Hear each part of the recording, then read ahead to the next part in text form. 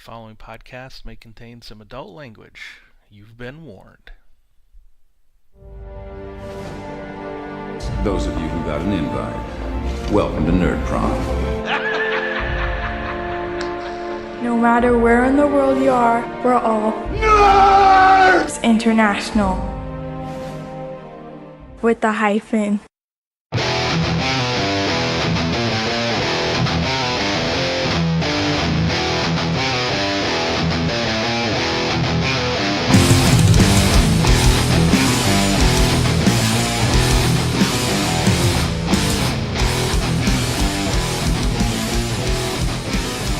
Welcome to Finding the Narrative, a Genesys RPG podcast. This is a show dedicated to the Genesys role-playing system from Fantasy Flight Games, a show in which we, your three hosts, discuss all things Genesys from both a player's and a GM's perspective. I am Tony Fanning, and with me, as always, is my brother from another mother, Mr. Christopher Holmes. How you doing, homie? I'm doing good. You know, I don't think I've ever told you this, but you have a silky smooth voice, man, for radio. Thank you. Podcasting, or whatever the hell this is. It's from my days as a sex call operator. Speaking of which, Stefan, welcome back, buddy. Thank you. Yeah, you do. Yes, Tony has the perfect face for radio. That's right, I do. That's awesome. I got the face only a cat would love. Shit. Awesome. So, have to let I missed you guys from last time. Yes, we listened to the episode, but yeah. Did you hear that Tony and I felt a little naked? Yeah. Yes, I know. Anyways, without me there in between the two of you.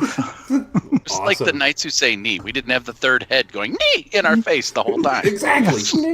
Or give me a boost die. I should get a boost die because I bet your knee. Anyways, so I have to let you guys know. I know everybody out there is curious. What kind of cooking with his air fryer did Chris do over the last couple weeks? None. None, because my daughter works for Pit Boss in their distribution department. Got me a grill for Christmas.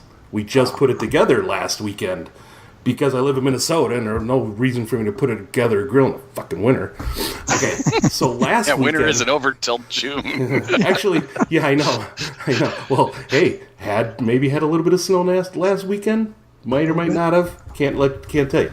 Anyways, no, okay, so we put it... Well, more like my daughter put the grill together. I held stuff. Yeah, great dad I am. But no, it's one of those wood pellet smoker grills, man, and a lot of my shirts smell like smoke now because I've been smoking with it all week. But man, my grilling foo needs work. Sear marks, reverse sear, all that kind of crap.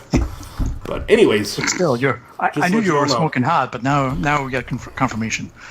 I'm not going to be bringing the grill to Con on the Cob, just to let you know. No. Anyways, just had to let everybody know. So, am I the only one in this group that didn't smoke any meat in the last 2 weeks? I didn't smoke any meat, although we did use the barbecue. No, I have a feeling Tony was maybe talking about... Anyways. I love me sometimes. Speaking of which, Stefan, you got any news for me? I have a little bit of news. Yep. It's not directly related to Genesys product, but it is a role-playing product. It's something that I worked on along with a whole bunch of people from the Nerds International networks and followers from the Wild Eye Podcast, which is both competition and friends of ours. Friendly competition. I wouldn't really call them competition, but go ahead. Yeah. Hashtag SWK. That's it. So it's a project that we did originally as a fan-made product. We offered it for free, called Bullets Over Frisco Bay. Mm-hmm. And now, since the Savage Worlds Adventure Edition came out, we updated it. Cool. And now we set it up as pay what you want on Drive-Thru RPG. And you get everything that was available before. Table tents, there's maps by Carl Kiesler and Frank Turfler, the cover by Carl Kieser, or reverse. I got that reverse maybe. Sorry. And I did some of the art for the pre-gens and the bad guy. So, and Cool, we set it up on Drive Through RPG, and where all the money that we make, only a small percentage is taken for DTR RPG, but all the money else goes to Paris Conte, another Nerds International and Savage Worlds fan, who works in Australia and uses RPGs and other tabletop games to help people with high-level autism, anxiety, depression, sometimes to open up and deal sometimes with situations and deal with people instead of being closed off. Oh, that's And awesome. it's really successful. He's moved another time, like this is like twice within the last 12 months, to bigger rooms because It's getting better. it's better, more funding, more people are aware of this, and it's helping more people. Oh, It's a great way. And That's awesome.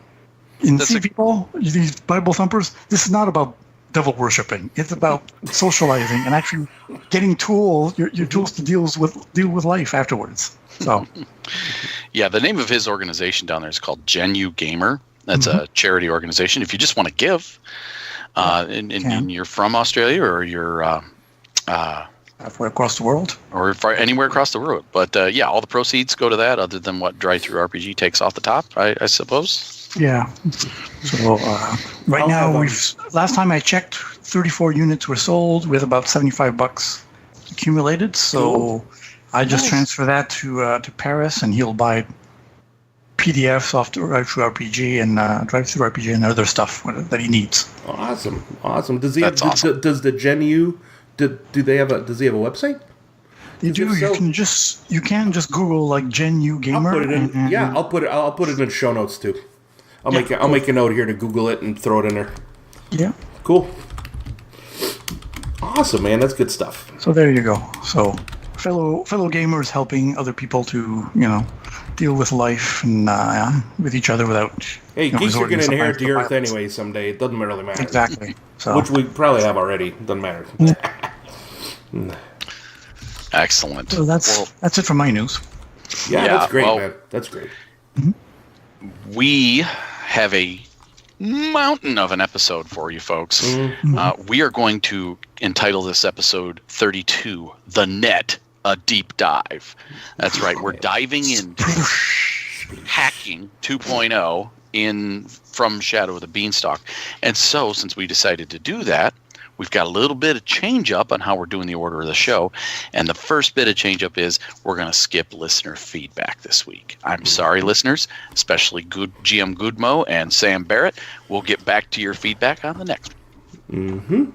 And I think we're gonna go into 50 pieces of awesome. I'm gonna try and keep it short so we can get the rest of this stuff done. Then we're gonna go into setting the tone. Then we're gonna do the books of Genesis. Then we have a very special Advantageous Threats. Yes. Where we are actually Tony is going to run Stefan and I through a full network encounter. So sit back, everybody. Hence the deep dive. Hence the deep dive. Hey, you have your merman with the floaty yet, right? Oh yeah. We're doing a deep dive. So we don't drown. He needs a flotation I need device. my floaty. That's right. I need my Dude, floaty that when should- I go shallow. Awesome. All right. All right. 50 pieces.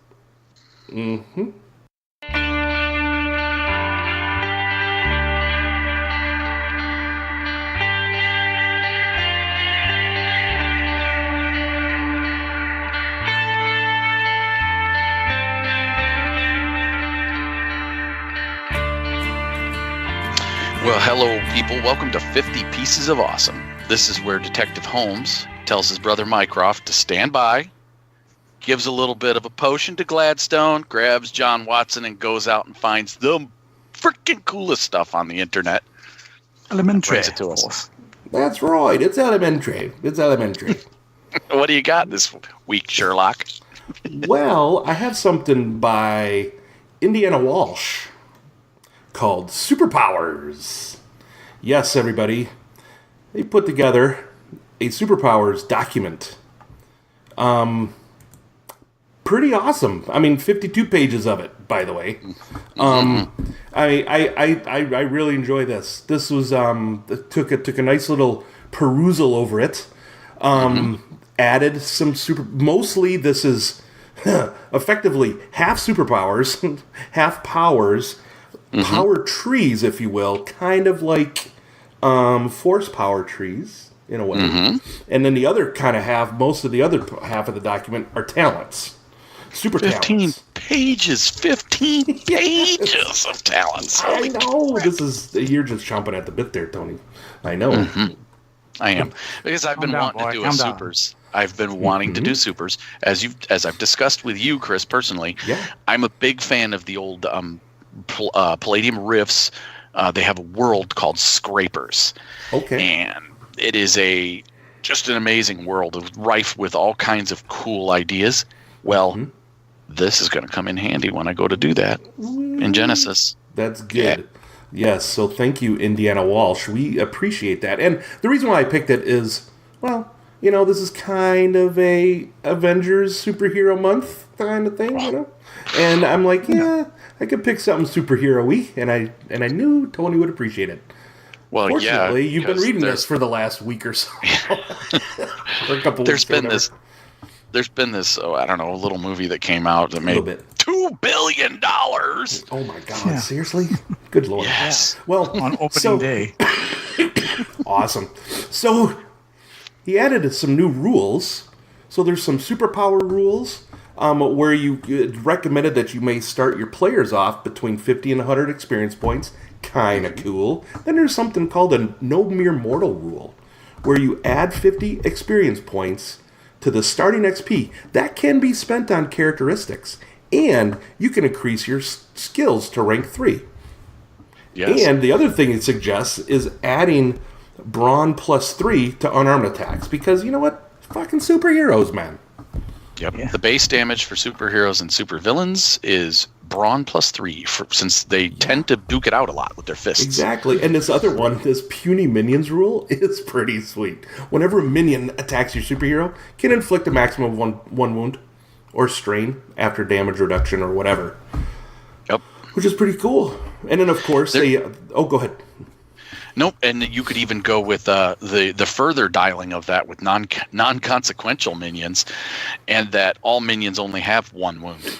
There you go. Just fodder, man. That'd be great. That'd be kind of neat to kind of play test something like that. Hint. Yeah, so hint, basically, as long as you generate 1 success to hit, poof, there's a minion. Yeah. There's a minion. There's another minion. Super minions, gone. Yeah, and then, of course, they've added the super characteristics from the back of the Genesys book. And then new special qualities, knockback. This is sweet. When you're hit by a knockback, you're actually knocked back 1 range band away. So destroy some buildings if you'd like. And it can be triggered multiple times. Yeah. And it says here in that rule, if you are stopped by a solid barrier, and you would have continued traveling further, you're going to take 1 point of damage for each range band you would have moved had you not been stopped. No soak. Yeah, no soak. That is cool, man. Yeah. And the next thing here, which I like, this actually harkened back a little bit to the quirks and flaws that I had thrown into Primeval Thule or Primeval Thule. Anyways, which are limitations on your superpowers. For instance, like a -5 XP, meaning when you pick your superpowers from the superpower trees to base powers, you could subtract. They cost a little less. Meaning, so say this first one, 5 XP, you have a weakness, a rarity 10 substance. Irradiates from your home planet. When you're engaged with that weakness, you don't have access to the power. So it shuts your power off. That's kind of interesting. And it goes even up to let me see, a -15. Using this power is extremely taxing on your body. Whenever activating this power in this tree would normally cause strain, you must pay the cost in wounds instead. Ouch, that'll hurt. Yeah. And then what's cool is that in each one of these power trees kind of gives a couple of examples of limitations that you may want to flavor and stuff yourself. So right. Now, he lists in the rules, I don't know if it was an oversight on his part, but he lists in the rules, the description of the limitations paragraph, he lists 20-point discount, but then it's not on his chart on the page 4 of the document. So I think that might be a little bit of an oversight on his part, but I like the fact that it lists the example, telepathy with a -20 discount would be that it only works on sea creatures or squirrels or ants. Like Ant-Man or Aquaman, right? Yeah, that's great. That's a 20-point limitation on a power, so that's pretty cool. Yeah, I mean, this is really good stuff. Really well done. There's a nice little and in this page, on page 4 or 5, anatomy of a power tree. Which is pretty sweet, sanctum, library, workshop, or whatever. I mean, it's pretty neat stuff. And then there's some design notes, which give you a nice little flavor of what they were thinking of. He was thinking of, or she was thinking of when they wrote this document. Mm-hmm. So, yeah, I like it. And different notes on the power levels. So if you want to do like a street level game, there's notes on page 6 for that. Oh yeah. Page, of course, the standard definition of the superpower game is the 4-color or the Silver Age or whatever. That's what you're going for. But there's a note here on how to do street level supers, which would be more like your Marvel TV universe folks. Daredevil or Batman. Yes. Simplified to combat skills: brawl, melee, and range. That's it. No range light, no brawl, no melee heavy, no whatever. Just those 3. Added martial arts as a magic skill. Yeah, I thought that was cool. That you could link to either brawn, cunning, or willpower. Pretty sweet. And basically gives you access to the augment and barrier spells. And you can only target yourself with them. So it's more of a focus your chi. Yeah, there you go. Or Dragon Ball Z, powering up. Yeah. And then for half the scene, half the encounter, or half the season, right? Or half started on that. Half the Don't season. No, he's going blonde. He's going blonde. And then there's added a superpower magic skill. You can choose one spell type and link it to any characteristic, and you can use a 1 strain instead of 2 strain to use that skill. And then you count your ranks in the skill as the knowledge ranks for the purpose of the spell effects, right? So you don't have to have knowledge, you just have to have ranks here. But it does limit it, right? Because you only choose one spell type, like an attack, heal, whatever. So it's limiting there, yet you only need to spend 1 strain to do it. So that's kind of cool, I think. Yeah. Well, it allows you for your unique power. That's your unique power. That's what's tied to you. But then you go into the power trees. Yeah. The superpowers. Lots of them here, man. I'm not even going to go into any of them, but just leave it for you guys to download and just start reading. Unless there's anything in there that you wanted to pull out and... No, I think there is so much to go through here if you wanted to go through it all. But, I mean, listing off, even going through and listing off all the powers is ridiculous. So there is a ton of them, and they're good. They're really good. And I love the fact that he chose all Marvel art. I'm just saying, for those DC lovers out there, haha. Yeah. It is. I haven't gone through. Oh, yeah, I do see all the Marvel. Yeah, awesome. And then powers, the whole power appendix of powers as talents and listing and bringing those in. So, yeah, on page 35 till the end of the book, till the end of the document here. I mean, it's good stuff, man. It's pretty good stuff. So this is by far one of the better superhero books, or whatever that I've seen put together out there. Probably the only one, but I like it. There's it looks like a lot of hard work has gone into this. A lot of time has gone into it. So well done, Stefan. Yep. Lots of talented people out there. So to you, Indiana Walsh, we award you 50 pieces of Marvel awesome. Awesome sauce. All right, so we're gonna get into the meat of this. Oh, Yeah, so well. First we got a little creamy fluff on top. Yeah, we're at the end game of the pieces of awesome now. So Good.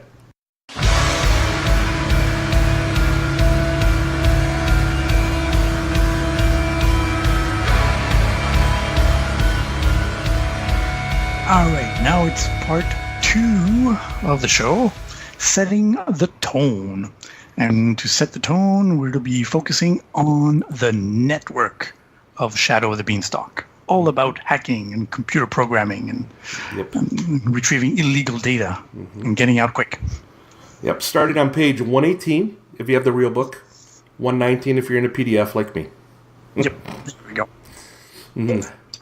Yeah, so this part of it introduces like the network, which is, ubiquitous, meaning it's everywhere. You use it for everything in this sense. Well, exactly. Even more so than today, where young people are always on their phones, walking like zombies with the head down. But in this case, people are maybe having goggles or sunglasses that are heads-up displays. Yeah, the augmented reality. Or your cyber eyes. Yeah, your cyber eyes that have augmented reality. So you're walking in the mall, and instead of just seeing a sign in the window, no. If you're a woman, the store will maybe send on your cyber eyes or your glasses ads that are specifically tailored for women. And then your boyfriend next to you, well, he'll be bombarded with ads for hunting and fishing stuff, maybe. Or and it can even dial down as far as to all these AI out there can search for your shopping records and things like that. Suggest things that are on sale that you may like. Yep. The network. Now, is it the same or is it new? It's not the old internet. New. There was an event that kind of happened. Yeah, called the Blackout. Yeah, they called it. Yeah, there was something called the Blackout where, there was a monopoly of, regulators. Wanting network providers. Prior to the monopoly of sync, there was all these companies that supplied the internet, just like a bit like today, with different programs and protocols and stuff, but they didn't always have the same level of security and stuff. So one nasty virus started propagating all over the place. Yep. And shut practically everything down. Yeah, all the regional networks, air traffic control, was gone, trillions of dollars. Oh yeah, all these networks, banking, finances, Yep, and then what happened? How'd they bring it back online? Well, a small group in Silicon Valley in the United States. Sansing. They managed to rebuild it, and because they had their own local network, like an intranet, which was much more robust, and they managed with the U.S. of course government. They were eager to get everything back going, and they worked with that company to set the internet back up, and then they expanded to civilian and then eventually global. Some countries and maybe places resisted a bit, like they say in the book. China didn't really like an American company imposing their own network. The name of the company is called Sync, SYNC. And they're still in business and busy maintaining and monitoring the net for all the all discrepancies or problems or anomalies. Yep. And Sync is a subsidiary of NBN. Yep. Yes. So you'll notice a lot that in anything that Sync does, there's NBN priority. They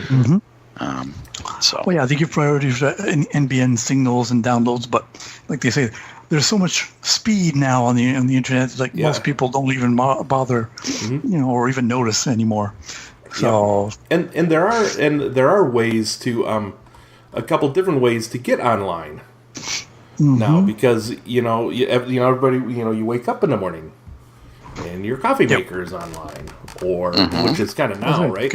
Or your you can have refrigerator's online, and all this IoT dialed to like 11, right? Internet of Things dialed to 11 now in this. Yeah, everything has Wi-Fi connection, Bluetooth connection, whatever you want to call it.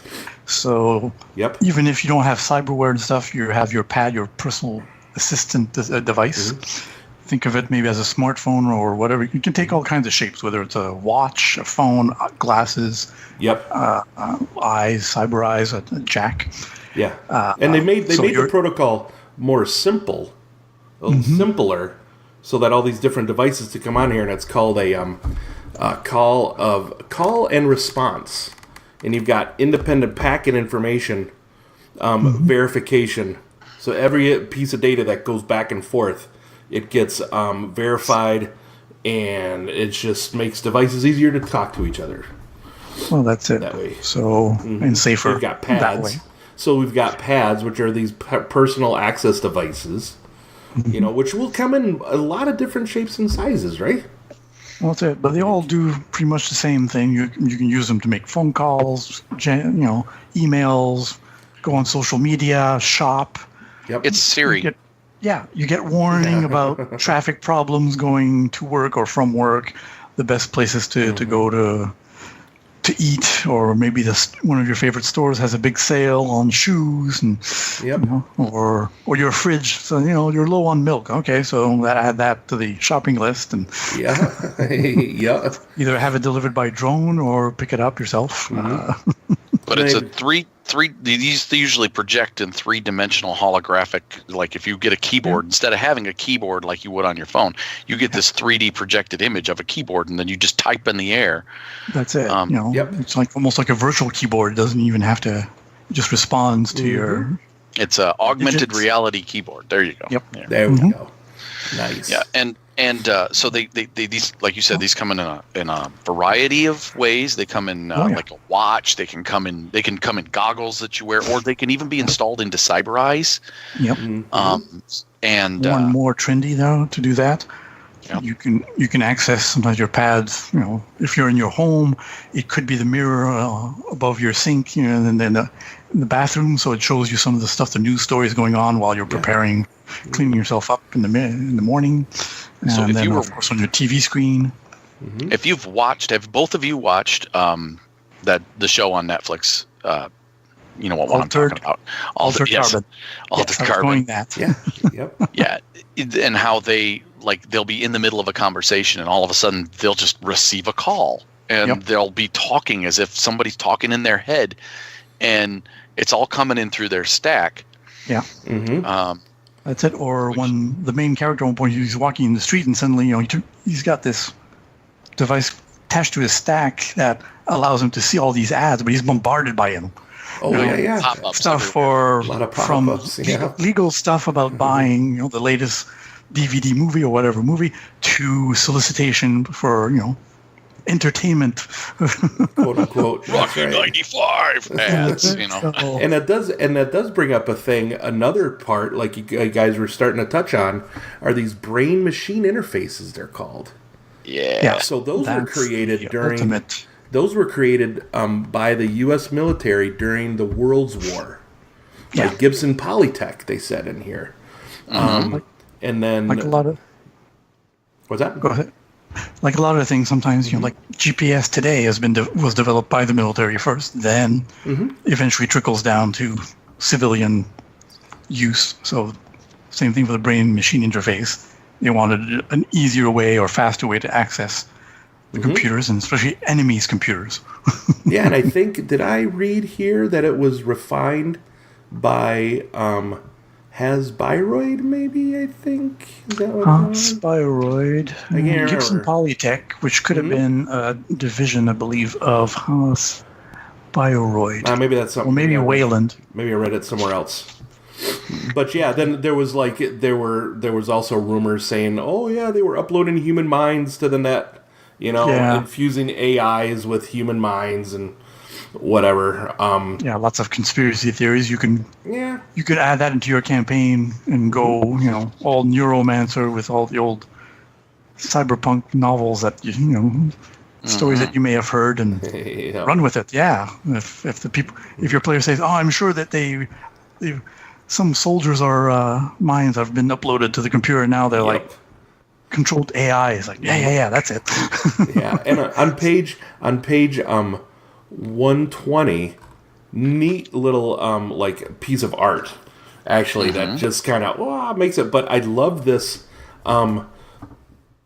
Pardon me. I love this this sidebar, a new way of seeing, and then the when you and then this couple paragraphs about acclimating yourself to a brain machine interface where it takes there's a couple of a couple months or whatever, or hundreds of hours of carefully planned lessons and stuff to kind of merge that piece of hardware with your brain. You're subjecting your mind to a very different way of seeing or interpreting stuff. That's why I've read a couple of the novelettes that Fantasy Grounds has about Shadow of the Beanstalk, and one FFG. Reina Roja, one of she's a hacker, former hacker for the military. And she explains when she's going her runs into the internet or out of the internet how her senses are acclimated. It takes a little while. It's not just unplugging a computer. It's you plug in and then you have to acclimate all your senses from sight to touch to smell. So I see these BMIs as like Ready Player One. Yeah. Where you're completely interacting with the world. Oh yeah. In a complete way. I mean, it's just with your mind, though. You don't have to have the whole bodysuit thing that you did in Ready Player One. You literally just jack in your mind, and voila, everything is your computer. Your computer is now connected to all other computers and must communicate with them. Well, in a way, it's almost like a shower cap kind of thing. Very nice. But looking high tech, or of course. You ever see the movie Strange Days? Long time ago. Yeah, they kind of explored the brain machine interface with one of those little squid things that you'd lay over the top of your skull, and it would connect you. Yeah, I think so. And actually, that concept of being completely immersed, if you will, into the net actually brings up some problems for these hardcore runners, which we'll get into in a little bit. Yeah. But then we could talk about the security of this network. Sync keeps a pretty close eye on the network traffic that's going around. With runners creating back doors, they have these sysops people that are just trying to not compromise the network, if you will. Well, that's it. Corporations running spy networks against other companies or even government agencies. You never know. And I'd imagine a scene like you see from NASA. Banks of computers, rows and rows, and these sysops are just of sync. Plugged into in BMIs of their own monitoring the net. They're part of it. And reporting, we have something, a blip here, a glitch there. Yeah. It's like, okay, we've got it tied down, fine. Right. Send the team over there. So there's an interesting concept at the end of this page, under this network security, page 120, and in the book, where they talk about a individual company's network or subnetwork, if you will, which wouldn't necessarily be as secure as the quote unquote the net, right? Which the net is actually secured by sync. So, you might be able to hack into a, some corporation's network, but actually being able to transfer that network over that information, maybe over the net or whatever, is very much more difficult in that regard. So that's an interesting concept there, I think. Well, some of the major corporations would be just as difficult to hack as the net, but some other companies we don't have the budget to. What it does is it compartmentalizes and keeps things localized. So your runner, you have to have a reason why your runner can't just do his running from Mars. Why isn't he always just, I'm on Mars, I'll do my running from here, I don't ever have to see you people. Well, there's a reason for it. It's localized. Yeah. So there's still also time difference. Mars getting a signal from Mars to Earth, there might be a bit of a lag time. Yeah, that's true. Not a lot of lag. Nah, it's all good. Don't worry. Solar flares, don't worry about it. No big deal. A couple of minutes, it's no big deal. A couple of minutes when, when the ice might just fry your brain in a fraction of a second. So what you're saying is Mars has Canadian internet. Mars has the county internet for me. The county. Nice. Because believe me, there's places of Canadian internet which are pretty fast. Yeah, I'm just messing with you. Nice. All right, so no, you're not. I know you hate me. hate to love you, brother. Yeah, all right, so the killing time thing. I wanted to mention that. Yeah. It talks about what people use the internet for, or the net for, and that is to kill time most of the time. But I really kind of got into this one paragraph here where it talks about user-generated games, and user-generated games can just be augmented reality components. Maybe they're you're walking around picking up Pokemon kind of thing. I was thinking, Pokemon Go push to the ultimate. At their most elaborate, UGGs, as they're called, user-generated games, can turn two strangers into dueling wizards, throwing virtual fire at each other until one loses too many hit points. Yeah. This is where we got the concept of for Jim's game with the Terranoth Online, where we can use it as a virtual augmented reality game that we play on the net as hackers, and run to our runs game. That's it. Yeah, that was a cool concept there. I like that. Well, that's it. Because that's another thing that I had read from one of the novellas. Sometimes different hackers can interpret the net their own way. When they're encountering ice, it could look like the woman there, Reina Roja.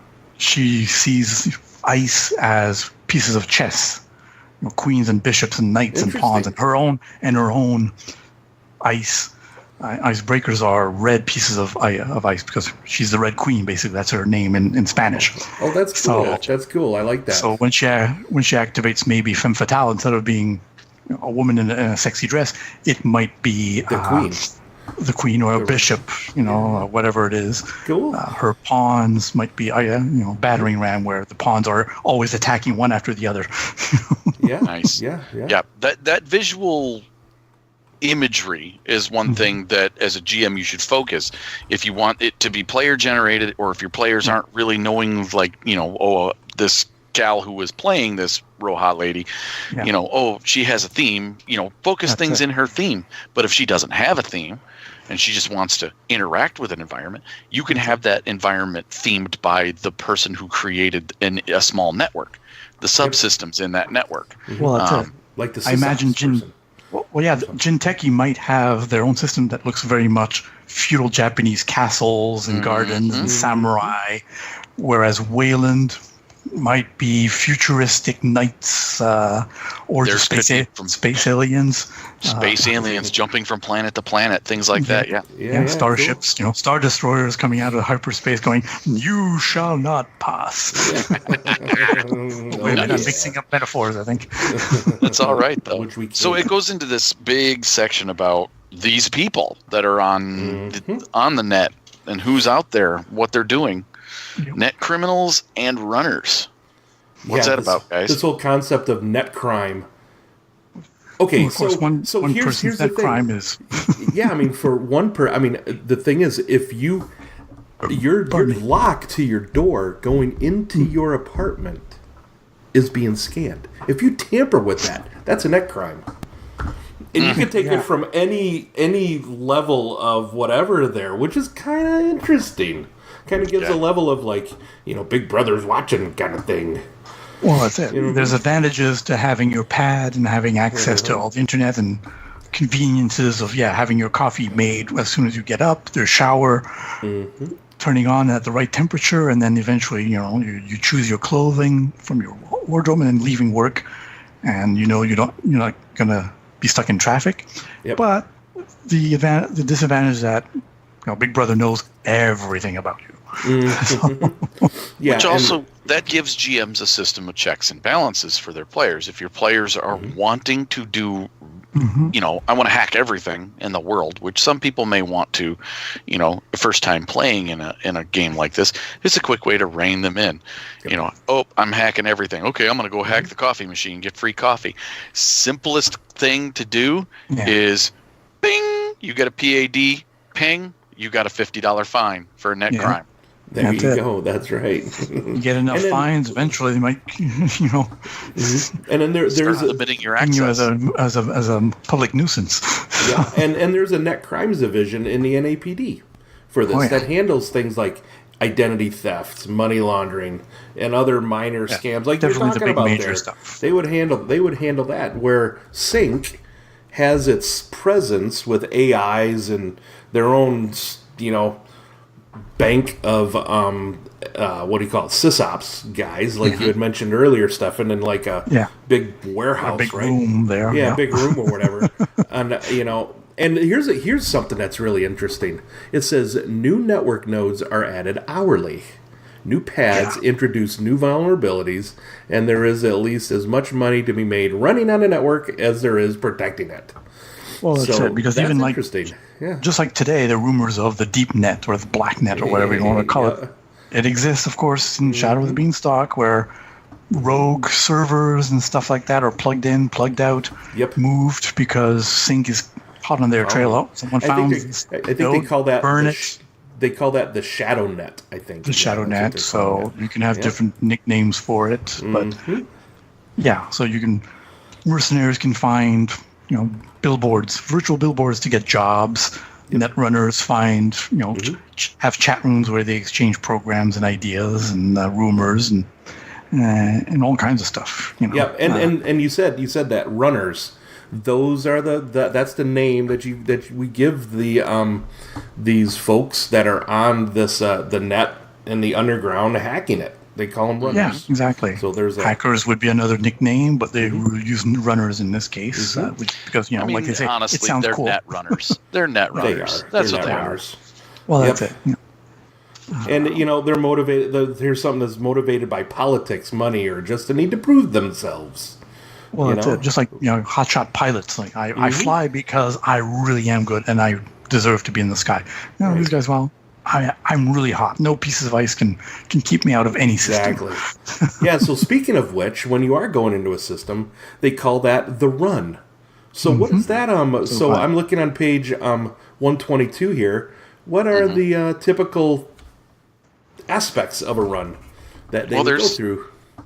Well, there's recon. This involves physically scoping out the target, looking for a place to get in to the system. You're looking for access points. And your initial run, maybe if it's a really complex large corporation, really complex target, you're going to want to make a couple of quick runs on the system, see what you're going to encounter.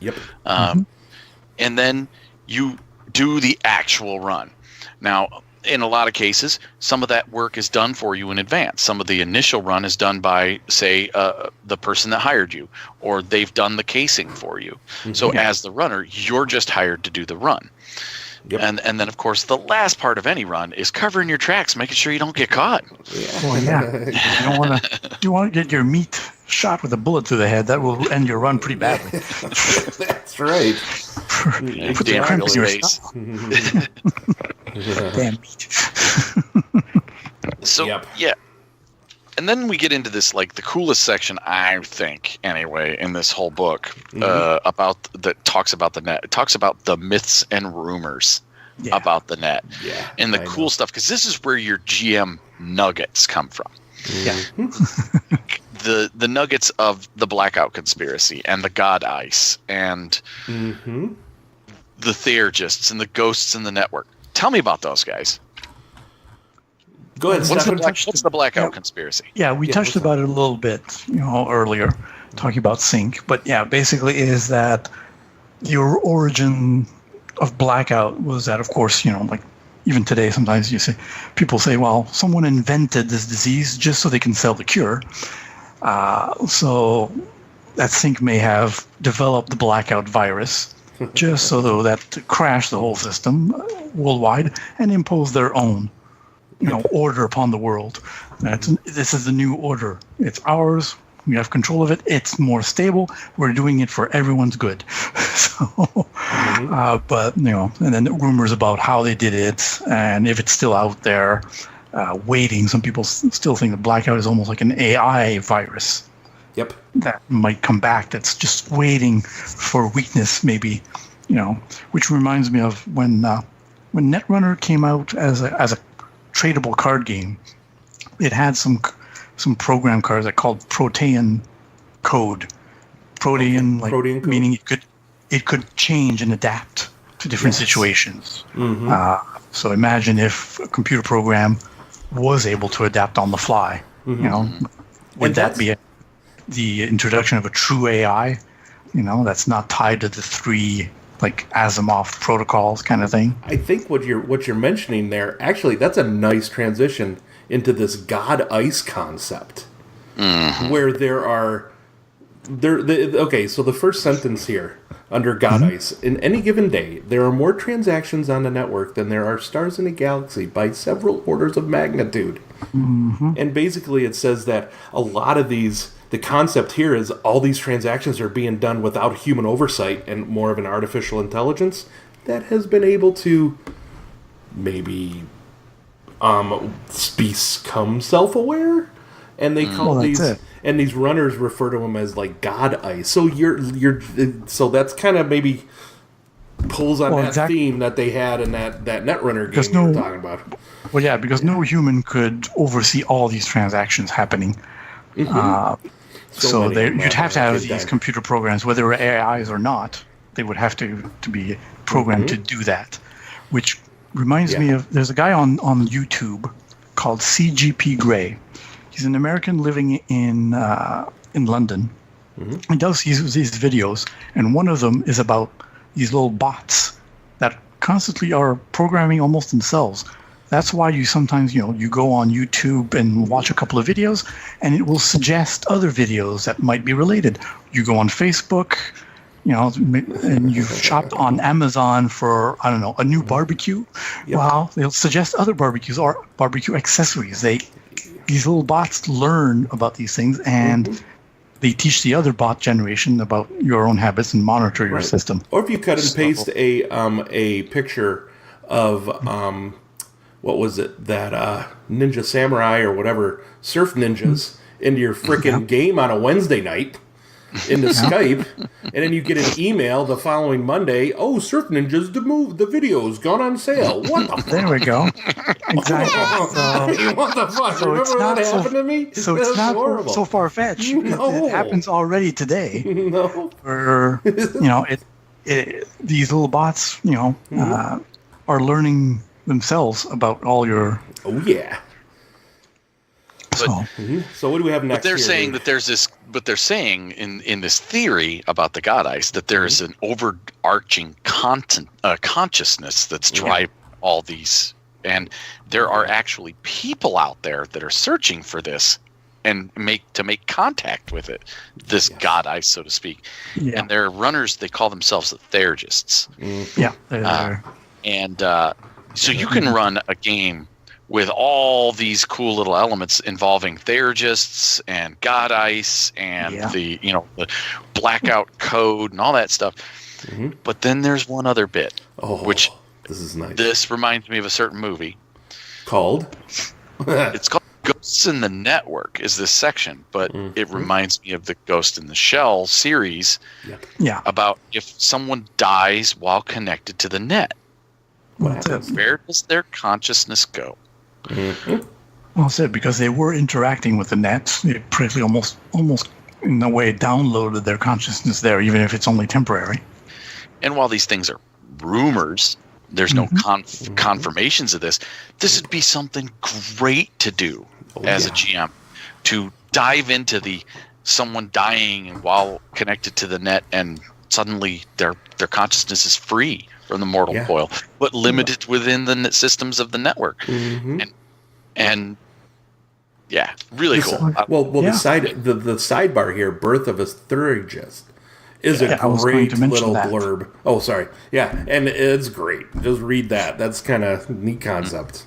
Yeah, these sidebars, a lot of these sidebars have great fluff for GM fodder to give you an idea, to put you in that perspective. So it seems like just the blurb there mentions a runner who's suddenly encountering maybe a piece of god ice. Yeah. Ice that's either the remains of someone that they knew or an AI that is actually, hunting for people to contact, maybe for whatever reason they have. That would be an excellent way of, if a runner is having some difficulty and suddenly he rolls a triumph, have maybe a piece of god ice help him out. It's like, oh, no, this ice that was about to fry your brain, no, this god ice, whatever it is, intercepted it. There you go. Yeah, now that's a great use for a triumph or a despair. Or a despair, because, maybe this god ice has some nefarious plans for you in the future. I saved your ass, so now, There we go. Sweet. Imagine a piece of ice that wants to have a host body once in a while and walk around in your meat. Oh my gosh, Stefan, you're kind of creepy. I love it. That's great. That's good stuff, dude. Ooh, giving me shivers, man. Damn. Yeah. There we go. You're welcome. So what do we have next here? We have something called running the network. Yeah. Oh, So it says there are 4 technologies that define this setting. First is the Beanstalk. Second is the fusion power. Third is like brain tapping for the creation of brain taping. Yeah. For like the creation of bioroids and clones. And fourth is the network itself. Yep. So it plays a very integral role to. Well, yeah. And if you've listened to the live play that I've been running for the RPG brewery or the brewery, you'll note that as GM I'm constantly bringing in network influences, and always there's people always using the net in the background. There's always somebody sitting on the street corner, sitting there playing a freaking virtual reality game, or there's chatting with people. Have people getting on FriendNet in between encounters, have NPCs being distracted by the network at all times, constantly. Those are key ways to bring the network into every encounter. Yeah, because it's an important part. It's one of the 4 pillars of technology in this system. So that's it. It's everywhere. And then there's something called manipulating the net, where most devices have your you have wireless connections to these devices where you can connect up to pads, hoppers, fridges, coffee makers, and other things. Yeah. That a runner can use, Right. And I mean, you can even go so far as to say like talents can be tied to net use that aren't normally tied to net use. I'll use a good example. A special use permit talent. You could have that so that tied to your gun is a network connection that will track when you fire it.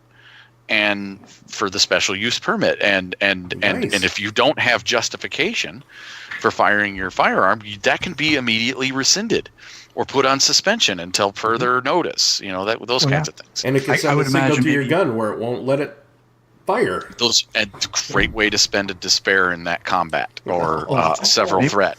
Maybe a policeman also has. Maybe even a policeman's gun is monitored just to make sure: are you using your gun responsibly, or are you using it,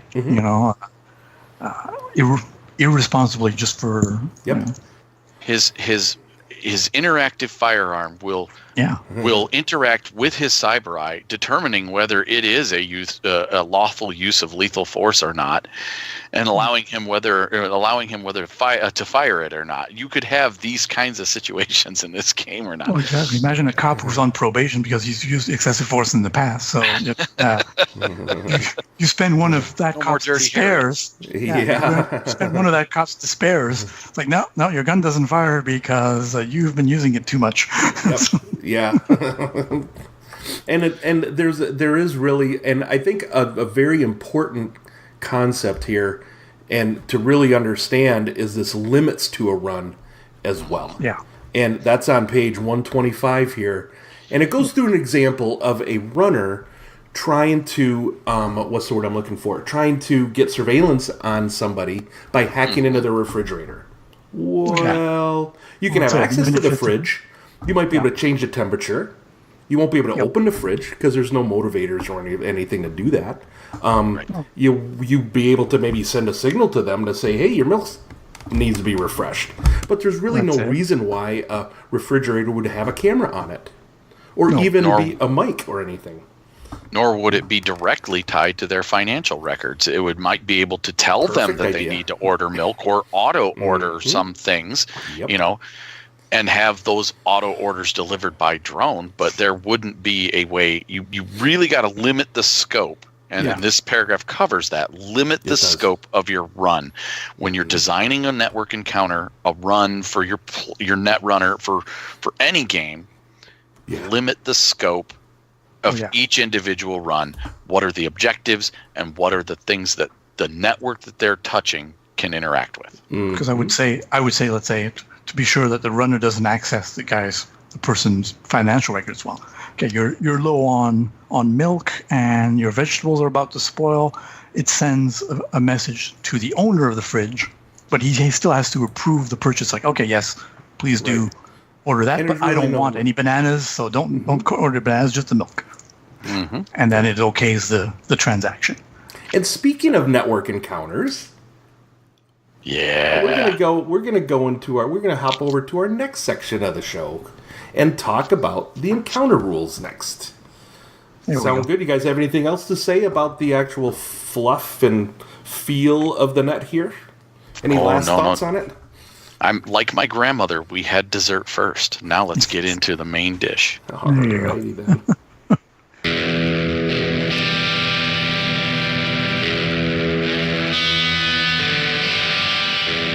Okay, y'all. I believe you. What's that? You can do it. I believe in you. Oh, thank you. Okay, here we go. Me. Okay, everybody. Open up your books of Genesis, specifically your book of Genesis. Your, what do you call it? Shadows of the Beanstalk book. To page 125. Because... See, you didn't think I was going to do it, everybody. No, I thought we were going to lose out. Sorry. I missed it last time. It's like hearing angels complain. Stub their toe or something. Thank you, Stefan. Appreciate that, buddy. So here we are going to go into the encounter rules. Network encounter rules, where we're going to be talking about the encounter structure, what makes up a system that we're going to run through. Yeah, the mechanics of it all. And then, we already mentioned a couple of these terms, icebreakers, what those kind of mean. Ice baby. Yeah. And then, and then finally we'll kind of wrap this up on like some of the tips on how to build a network encounter, which we've kind of touched on a little bit. And then, of course, going into what actions and what maneuvers you can take during a run, specifically. Yeah. So... And who can do what? Let's start it off. Who wants to start this puppy off? I can. Yeah, man. Go ahead, Tone. All right, so encounter structure. So, like we do when we play Genesis, we have other types of encounters. We have chase encounters, we have combat encounters, we have social encounters. Mm-hmm. Well, now this is a third encounter that can be run separately or in conjunction with the other two, particularly the big two, the social and the combat. Mm-hmm. You can do them as a part of a chase too if you want to, but usually a chase is usually just like a free-form combat encounter. But you're gonna want to roll initiative. Mm-hmm. And you're going to have players who are taking one of the two roles in the encounter. There's one role is that of the runner. That's the person who's attacking the system, who's hacking into it. Mm-hmm. And then the other role, if the player takes that role, then maybe somebody's trying to actively hack their system. Then they're going to be taking the role of sysop, which is the system operator who's protecting things. Mm-hmm. And those are typically your runner. You would be making your computer's hacking role, and your sysop would be making the computer's sysop. skill check for those. Correct. Right. And, for the initiative, correct. And so, and it uses the, it says here, structured encounters involving runners and network use the rules for initiative found on page 96 of the core. Yep. So they use the standard initiative for cool and vigilance. Sorry, I didn't even realize that. I was having people roll their hacking for initiative. So you're going to have the system operator roll his cool. You're going to have that hacker roll his vigilance. Right. Yeah, what I was saying is that when you're making checks as a runner, you'll be making computer hacking checks. And when you're making checks as a sysop, you'll be using your computer's sysops skill check. Because computers is split into two now. Two different skills, so. Gotcha. Yeah. And you can maintain one initiative order for everyone when you do the mingled encounters, when you do combat and a net run at the same time. Go ahead and mingle the initiative with the others. That's why you roll with the same original rules. Yeah. And the net runners are taking their actions and maneuvers in the virtual space as opposed to in the real world. And while their comrades may be using their actions to drive vehicles or shoot guns. So next we go into systems. Yeah. And what's that? What's the goal of that there, Stefan? Well, once you want to access the system, that's the whole purpose that the hacker would say. While maybe the rest of the group are infiltrating physically, let's say the factory or building, the hacker is back at their home base and they're hacking. They access the system, they find it on the net, gain access to it, and then eventually, once they've accessed it, but because depending on the security and protocols that are in place, it might be anything from being simple to formidable. Yep. You try just getting the basic access, and once you're there, then you can try to access the subsystems, which can include anything from the doors, locking and unlocking doors. So you want your buddies to access the front door. Well, you have to access the system first. Find the front door, unlock it for them, and maybe loop the security cameras, which will be another subsystem, and so forth, and helping them out as it goes along. If you're running it, let's say, with a physical infiltration. Yeah, and that's a key concept there. What Stefan talked about is your first step is to access the system as a whole, and then from there you go to the subsystems that are protected by ice and the firewalls and such. And to access the system, there's a difficulty chart. Like Stefan had said, difficulty from simple to formidable, table 3-1 on page 126. Yep. So, for example, a few systems, something that's really simple, a traffic cam, or tubelev dispenser, or ticket dispenser, or a little bit more difficult, then you have someone's personal pad, a small business server. Of course, then you go to something with corporate servers, which can be daunting, and megacorps, because they take their security seriously, because they probably have stuff to hide. Well, Beanstalk, here we go. The toughest. Beanstalk controlled systems. Formidable. Yeah. Duh. Right? They don't skimp on security there. So no, they wouldn't. It's the lifeblood pretty much of New Angeles and the Earth. Right. Yeah, so this would be your initial. Go ahead, Tony. Therefore, as a GM, I would auto upgrade too. Yeah, that's just the basic difficulty. Of course you would. Yeah, buddy. Yeah, so those difficulties are used for your initial check to get inside the system. Yeah, and I would assume the runner usually bounces his signal a couple of times, 3, 4, 5 times around the world, maybe to muddle his own trace. Yeah, that's right. Or he's right there on site, jacking in with the party. Yeah, which depending.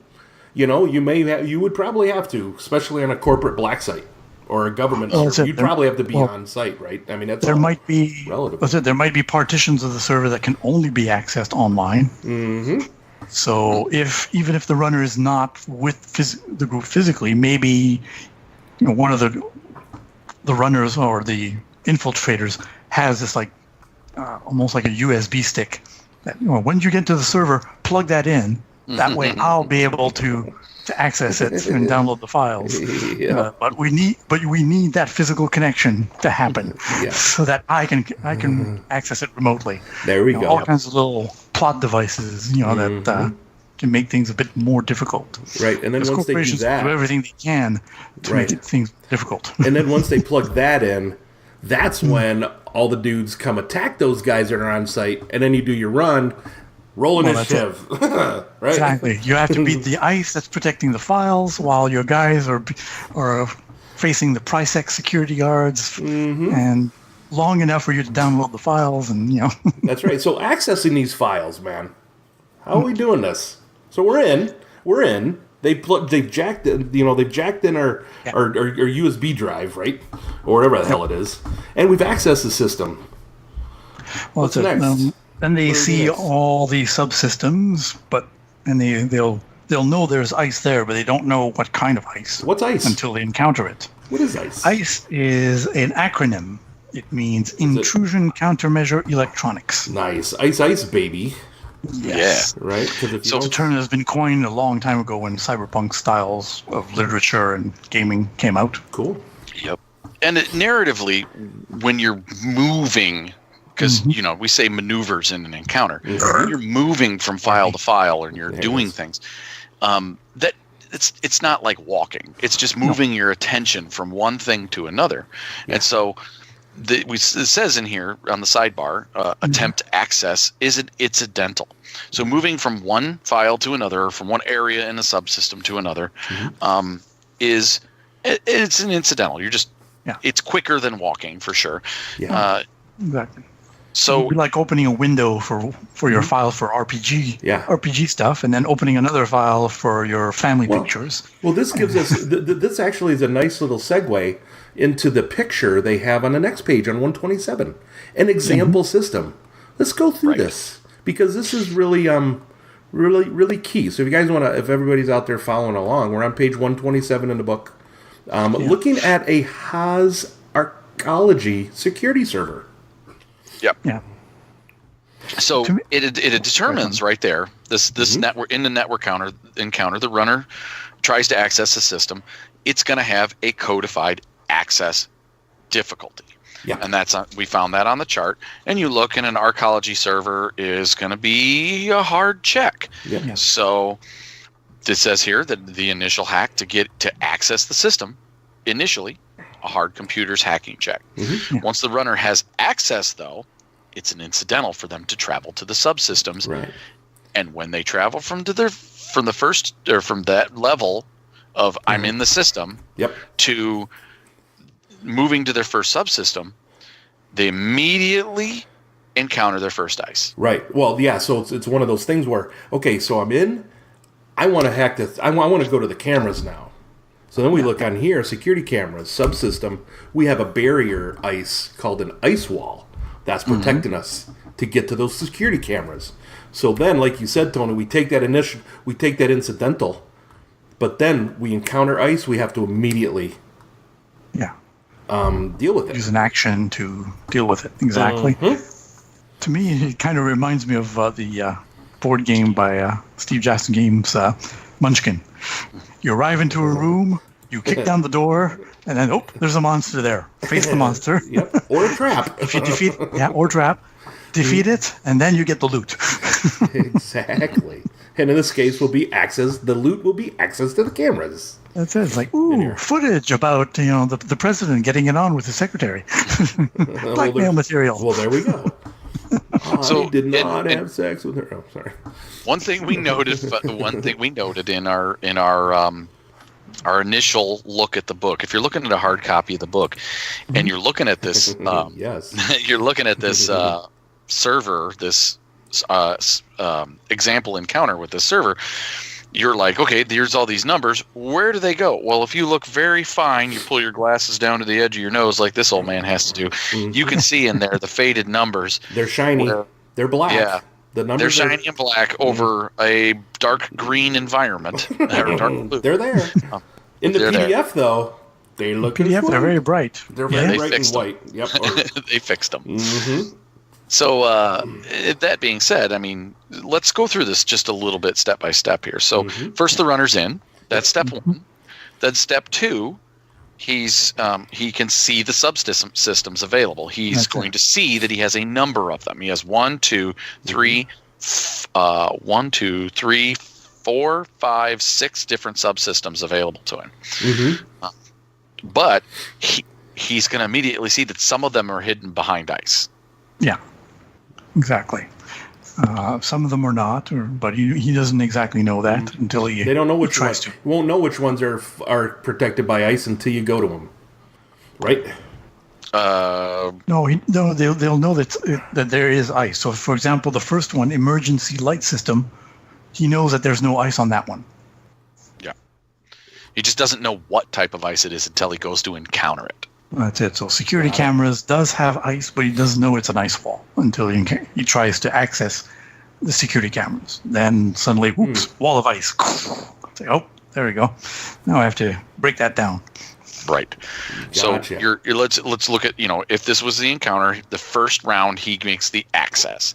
Then he's in the system. So he attempts to do his incidental, and he wants to move to subsystem number.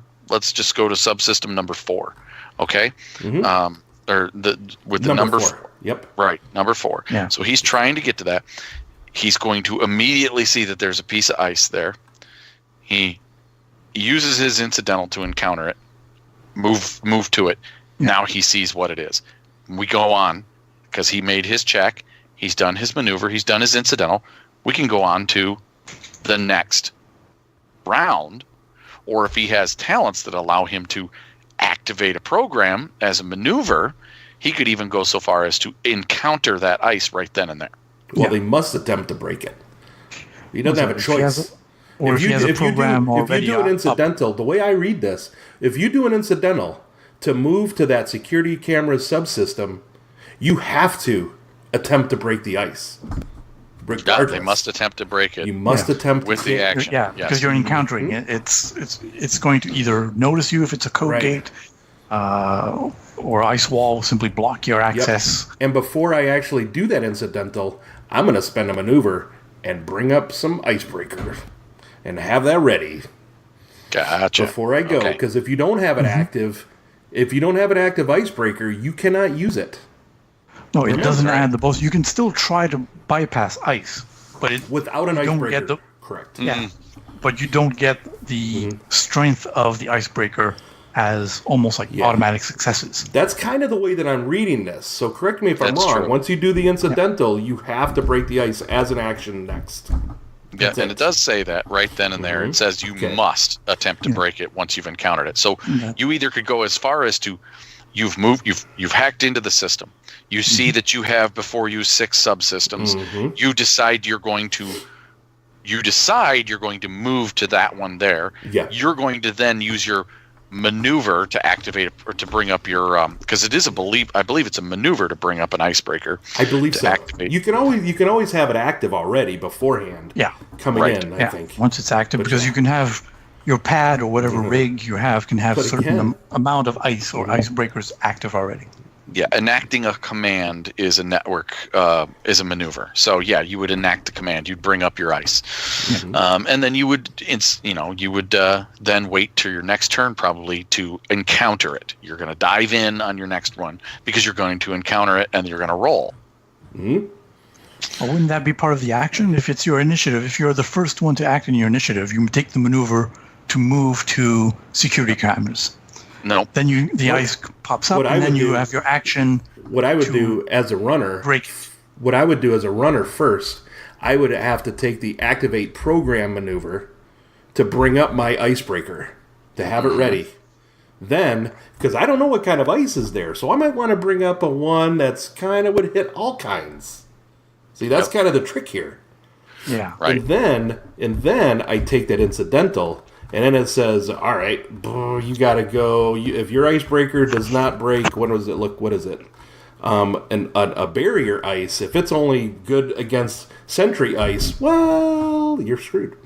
Well, that's where you take your maneuver to bring it up, which will bring down your other icebreaker that's not effective. Nope.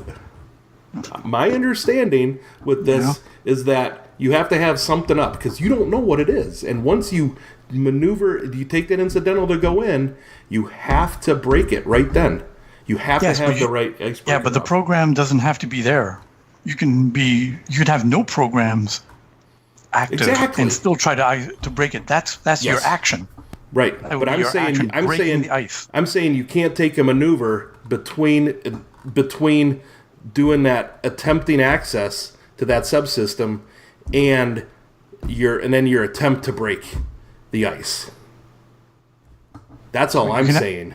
So you cannot take a second maneuver to bring up the proper icebreaker if you didn't bring the right one. I don't know what this is. I'm glad we're doing this for our listeners because I'm trying to understand this and make sure we get it right. Well, for example, if I go to the next page, 128, okay, Yes. it says encountering ice step by step. It might be a little dry. Then. Well, yeah, let's Might do be it. a little dry, but I'll try to summarize real quick.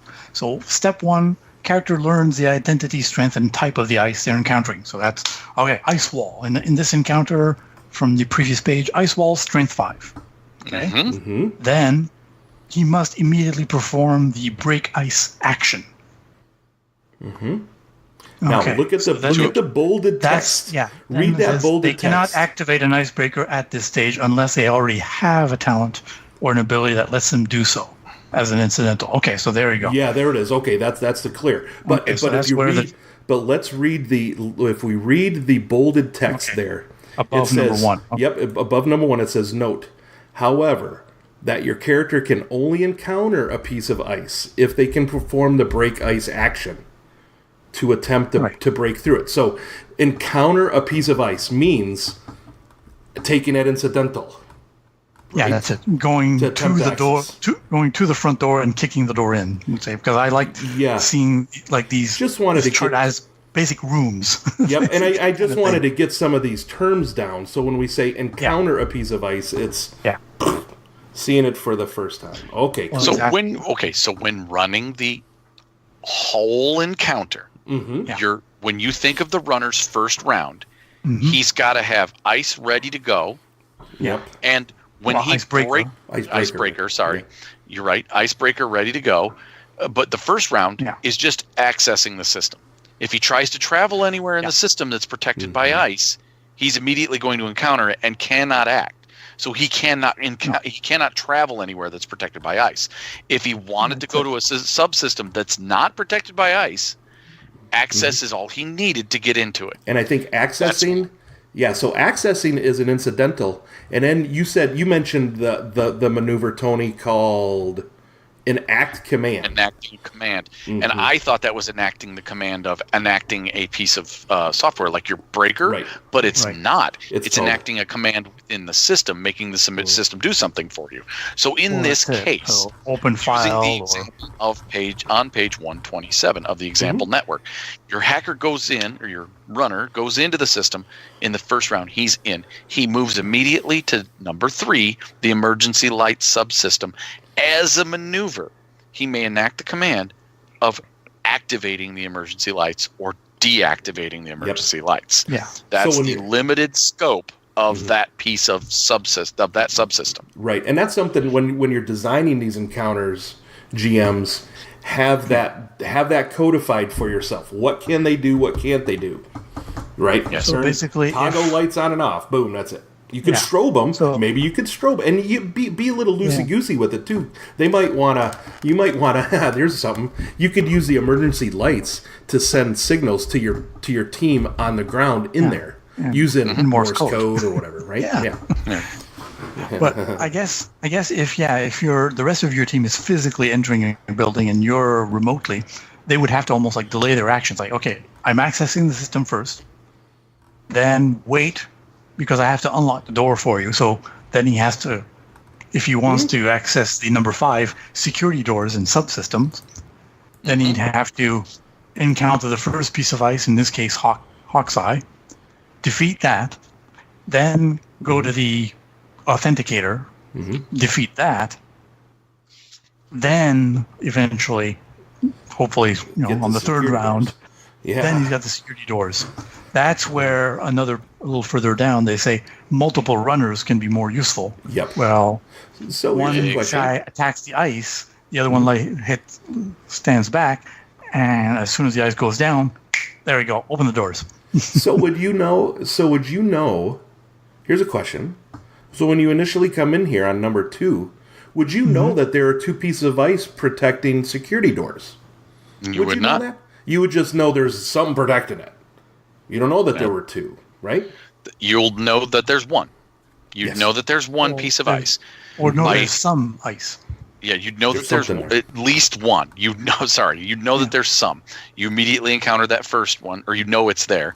The next round you go in past that first one, you would then become immediately aware that there's another one. Yeah. Gotcha. Unless you can use, advantages and triumphs in certain ways that, you can get advanced knowledge. I think you can do that if you go jumping ahead a little bit. But if you go to page 130, there are ways to spend advantage and triumphs, threat and despair in a network encounter that the runner or the sysop, because we haven't really talked about the sysop's role yet, but they can do things like that with a triumph. Yep. Completely shutting down a piece of ice so that you can it's off completely, things like that.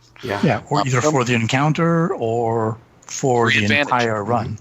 3 advantage, permanent backdoor. Now you can permanently get into this system. Yep. And there are also subsystem. Yep. And then there is one thing, there is also something you gotta remember too, is when you break ice. So when you do get through that hawk's eye, it's going to be, that piece of ice will be down until the end of your next turn. Yeah. Okay? By default. Yeah, by default. Right. So that does give you base duration. And then you can spend, and then of course, like you guys were saying, you could spend those triumphs and advantage to extend that if you would like. Yes. And I believe there are ice breakers that once you break through ice, it's down for the encounter, which is great. Those are more expensive, but you know what I mean? So it's very complicated here. It does get a little bit complicated, and I hope we're doing this more complex. Justice. I hope we're doing it justice here. Yeah, we're bouncing around a little bit sometimes ahead, but as these situations come up as we're discussing, we're trying to handle them. So now there's this little sidebar down here on the bottom of page 128, which is we're really kind of following along, but we are jumping. But with this sidebar, encountering layers of ice. Particularly secure portions of a server are protected by multiple pieces of ice. And mapping out the different layers of ice that have to be broken through is the job of the GM. And they've got some kind of hard and fast rules here. Your character is only still limited to encountering one piece of ice that they can spend if they can spend an action and attempting to break it. So this means your character must successfully override one piece of ice. They must wait until their next turn to encounter the second piece of ice before they can access a protected portion of the system. And remember that an overridden ice remains deactivated until the end of their second turn. So really, they can only ever have 2 pieces of ice that they're working with as a single person, naturally without any extra talents or any specifically cool software or specifically cool gear that they can deal with. And so as a GM, you should keep that in mind, because then if you were to add a third layer of ice, that makes it very difficult for a single net runner or runner to access. That doesn't have the talents that will allow you to do 2 in one turn. So when you have a runner who has those talents, design a system occasionally with 3 layers of ice so that it allows those talents to shine and makes that player feel like they spent that XP for a reason. It's like always give boost dice or always give setback dice to your checks so that those talents that they do grab can remove them. Same kind of concept, I think. and or this, maybe the netrunner has attempted to get into this system, and it's a great way to bring in another runner. Well, that's it. If you have two runners, then layer the ice a little bit more, especially for highly sensitive subsystems. Yep. Right. Yeah. That's and that was brought up there in that layers of ice sidebar. So yeah, that's a good one. That's very good. And that was on page 128. Yeah. Yeah. Sweet. So let's talk about the hunters and the hunted a little bit. So it says here that ice isn't the only thing you have to worry about. You got to worry about the sysops guys, the system operators in Stefan's bank of computer programmers at NASA, right? I mean, I work for NASA, exactly. And you're right. I mean, Sync. there are a lot of those. Oh, Tony, you have a sad face. You're out of alcohol? Yes, I'm out of alcohol.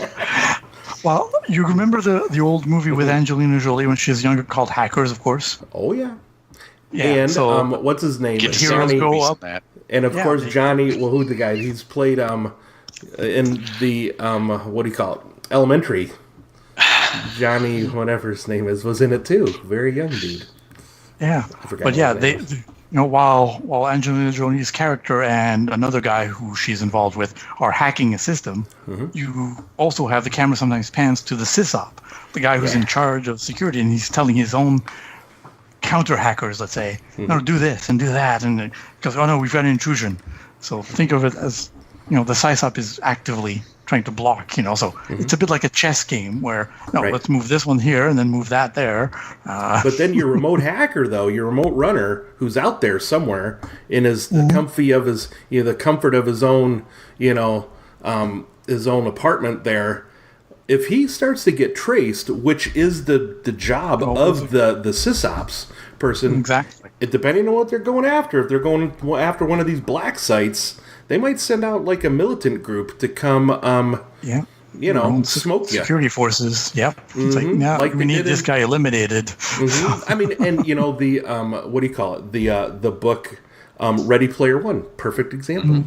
Perfect example of doing something like that. And another thing that they can do, it lists here, at the very bottom, the very last sentence, if the runner is using a BMI, they can even do damage to that runner's brain. Oh, yep. Yeah, a BMI or a skull jack. You're jacked directly. So there's a risk of frying that gray matter. So, And speaking of frying the gray matter, the next thing here, we need to get a link to the system. Yeah. To actually activate it, right? So this next section talks about that, and one of them obviously is a physical link to it, using like a brain machine interface if you want, right? Yep. All systems have a way of accessing them. Some systems may be only a physical link. Some systems it may only be a network, a wireless capability. However, most of the time it's both. Mm-hmm. That's it. So once in a while, you might have one of those military facilities where the hacker cannot access a system from his safe little warehouse or room apartment. He'll have to go with the guys that are with the guns and then jack in with a wire or wirelessly, but he has to be close. Right. Yeah, and that where all the bullets will be flying. It's a self-contained system with an air gap. Mm-hmm. Yeah. And that last sentence, like you said, Tony, is very important. However, all systems have some way of accessing them. You don't want to write yourself into a corner as a GM and not give them access if they fail a check to find it or whatever. Just give them a way to get in to screw themselves over. Right? Right. Yeah. Well, also, the reason why that system is it may be self-contained, but even the people who are using it, whether that's a Wayland security, they kept it off grid, off the net, but they still want their own employees to be able to access it. So yes, there are ways for them to access it. There's computer terminals, and jacks and stuff, but it's just they're making it a bit more difficult for the rogues runners to access it. Yep. All right, so we get into these network actions, and we don't have to go through them all. Nope. But the key ones, particularly accessing the system, we've already discussed that. Yep. Yeah. The burning a system. That's now, interesting. that was one I wanted to highlight. We should probably cover that. Okay. Burning a system is a difficulty. It's daunting, and it's a computer's hacking check, and it is available to the runner and the sysop. And that's the way these each are described. What the difficulty is, what skill, and who can do it, and then the description. In the description, the runner or the sysop may want to just sow destruction. You're just going in there and you're wiping shit out as you're going. So as an action, the runner or the sysop may attempt a daunting computer's hacking check to damage the system they have currently access to. Right. This includes the runner's own rig if the sysop has located it with successful trace. Oh yeah. If the check is successful, the system is damaged by 1 step, plus 1 additional step for every additional 2 successes. Yep. The damage follows the rules in the item maintenance, which Chris and Stefan and I talked about in the previous episode. Go figure. And that is that there are 4 levels of damage. There's minor damage. Go back to listen and then come back. I think Tony might have to listen too. Actually, no, you're right. There are 4 levels of damage. There's undamaged. Right. Right? Light, moderate. Well, there's 4 levels. Yeah. But anyhow, yes. At the end of it all, the last one is destroyed. Yeah, well, actually, there's minor, moderate, and major. And then destroyed. And then destroyed. Major is... Oh, you're right. It is. Destroyed is destroyed. There we go. When it becomes major, is it considered destroyed? It says unusable. No. Nope. It's just unusable, but not irreparable. Destroyed is destroyed. Oh, you're right. Yeah. Okay, so is this 4th. Sweet. Bam. Which, and being a daunting check. There you go. It's going to be hard. And being a daunting check, this sort of reinforces the fact that, the net is fairly robust, and even someone's rig is made, to resist a lot of damage. Whether it's a little power surge coming back in. So you really have to be dedicated to sowing that destruction.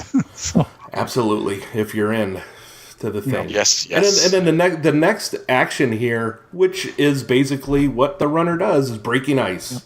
And that's always going to be an average computer's check. 9 times out of 10, right? That's your basic. That's your base check.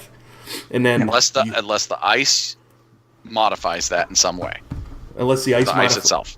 The ice could modify it. Yeah, that's true. Could increase the difficulty, correct. But typically your ice is going to set a strength, which has to be the number of successes. Yep, that'll be the number of successes you have to generate. Actually, you have to have greater than the number of the strength of the ice you're trying to break. And if you have an icebreaker active, you can add the strength of the icebreaker to those successes that you get. Correct. Okay? Yeah. And then, like of course, and then of course, amount of damage. Yep, and then of course, you could spend advantage and triumph on table 3-2 on page 130 for that. These are just suggested ways to spend it. Yeah, there are other things you can do. And then, some of these are codified. The covering your tracks or the dynamic code aspects. They're codified. They have specific uses. Yep. Whether but it's the runner or the GM or a player can come up with inventive ways to spend it, it's encouraged as long as it kind of stays in the same power. You're not going to let somebody lock out a sysop, lock out an operator or a runner with 1 advantage. Right. It doesn't make sense. Something along those lines. It takes at least 4 traces, 4 successful traces to get the pinpoint location normally. So 1 advantage would be not enough. A triumph might be good enough to equal a couple of successes. Yeah, and the thing is, so this next action called Trace User is interesting because the sysop needs to know they're being hacked before they can even do anything like that. And I think if you generate a despair or 3 threat during any of your checks, and if your runner generates the threat or the despair, then your sysops knows somebody's in there. Then they can start tracing. Or they could do what's called a sweep action, which is a hard computer sysops check. They don't even know that there's an intruder in their system. They can just sweep for intruders and see if somebody's there. Yeah, it's like a guard going around the building, make sure everything's okay. He's just not looking actively, but okay, everything seems okay, fine, keep walking. And if they fail this check, they don't know anybody's in their system. But if they succeed, they could spot an intruder, and for every success beyond that, they can know that there's somebody else in there. Yeah, and these are all actions. Those are all actions. Yeah. Right. All right, so that's tracing. And there's a little sidebar over on page 131 about and a table about tracing and what the information that each trace gives to the sysop. So to kind of follow what you're, okay, he's got one trace on you. He knows where you are on Earth. Right. Yeah. But the most important knows that you're aware. Yeah, and the most important thing that a trace does for a sysop user is it makes that lockout action that's right on that same page here easier. Yes. Reduces the difficulty from formidable, which is huge. Yeah, it's hard. Because as soon as he knows that you're there as a runner, he can try and lock you out. It's just it takes formidable. Yes, but if he can do a couple of traces, as long as he's if he's got 3 successful traces on you, then he removes three purple dice. Oh yeah, bringing it down to an average difficulty. And he knows what commuter you're in. And there's even talents out there. There's a talent called Net Hunter that allows that sysop. Once he's got 1 trace on you, he can treat it like it's 2. Nice. So that will make that sysop. Remember, GMs, keep your sysops. You got to have their list of stats too, and so keep that in mind. That talent's very handy for your sysop. Yeah. And one thing I noticed with the lockout here, I wanted to mention. Yes. At the GM's discretion, the runner may be able to regain access to the system, performing the access system action again. However, if they don't do something to disguise their signal, such as rerouting through another server, or getting up and leaving where they're jacked in and going to another spot in the building, if they don't do that, that difficulty to access the system, codified on page 3-1, is increased by 2. That's a good point. I did not see that. That's good. Yeah, I like that. So you'll have to go to another Yucca Bean shop to access the internet. There you go. And order another Frappuccino and then access the internet. Yep. And then we've already went over the 2 network maneuvers that you can do. Enacting a command, that's the one, once you're in a subsystem, to like say, in the camera subsystem, you can loop footage, turn them on or off. And then you have your activate a program maneuver, which is you're activating your ice or your icebreakers. Yeah. Right. So, all right. And speaking of which, good nice little segue. Bum, bum, bum. Yeah, you're doing that so well today, Chris. I'm trying. You're firing on all cylinders. I'm firing, all right. Yeah. Even though you're coughing up a storm, you're smoking. I truly do apologize, everybody. I do not. Well, I smoke because I have a wood secondhand smoke. I have a wood pellet smoker grill. That's why. Anyways, so let's get into these. We have an anatomy of ice and we have anatomy of icebreakers. What are these guys? Well, let's talk. I'll talk about the ice, and I'll let Stefan take the icebreakers if you want. Yeah. So, the anatomy of ice. Ice starts out. You have a description, or it's a name. It's a cool name. That's the factory name. It doesn't have to be the name your character uses for it. Maybe you've changed it up a little bit. Maybe you've got that custom code talent, and you've made it your own. Yep. But anyhow, that's the factory version, so to speak, or the free market version there. And then you have the program strength. Each piece of ice has a listed program strength, and when attempting to override the ice, the strength of your character's override must exceed this number.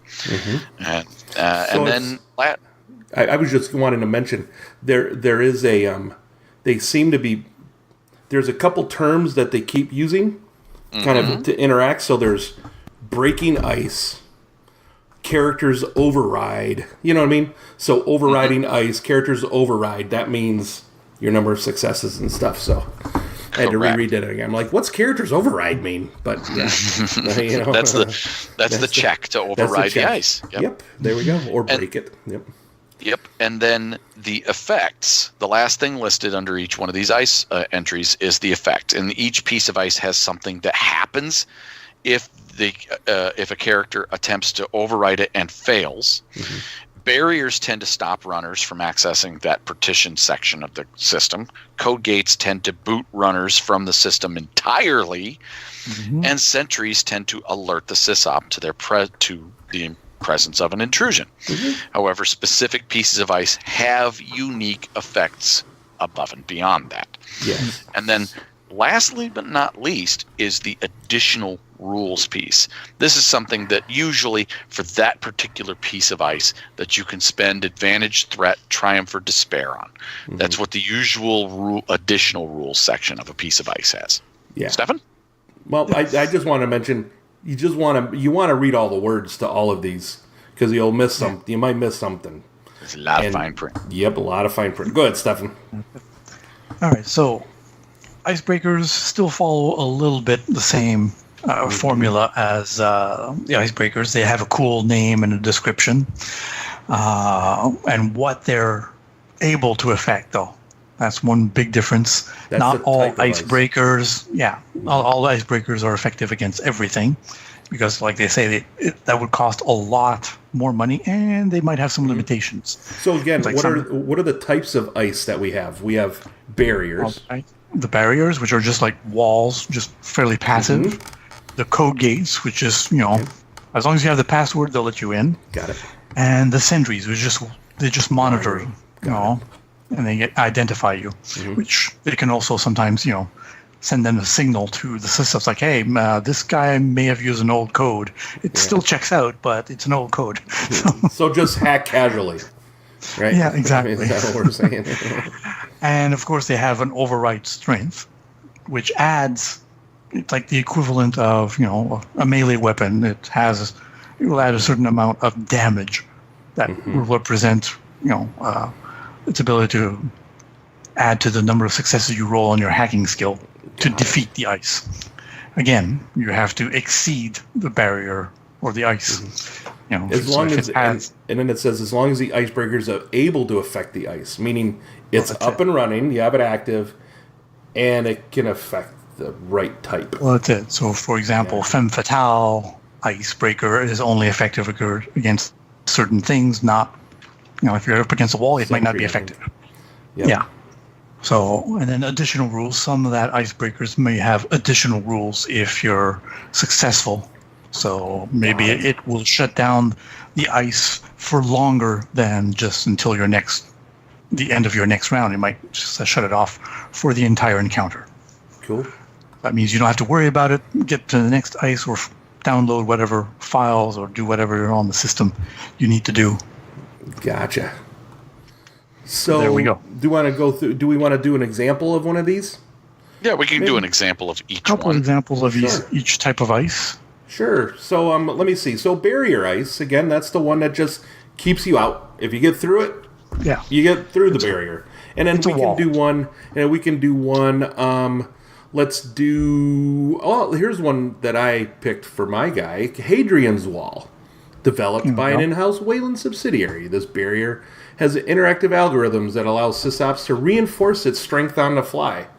So this is pretty cool. It requires a skill a sysop to use. It can block even an elite runner because, well, the strength of it is 8, which is going to be pretty freaking tough. Now, the effect of this ice is if they try and break this ice, if a runner tries to break the ice and fails, they're unable to access the subsystem that Hadrian's Wall protects. There's no further effects.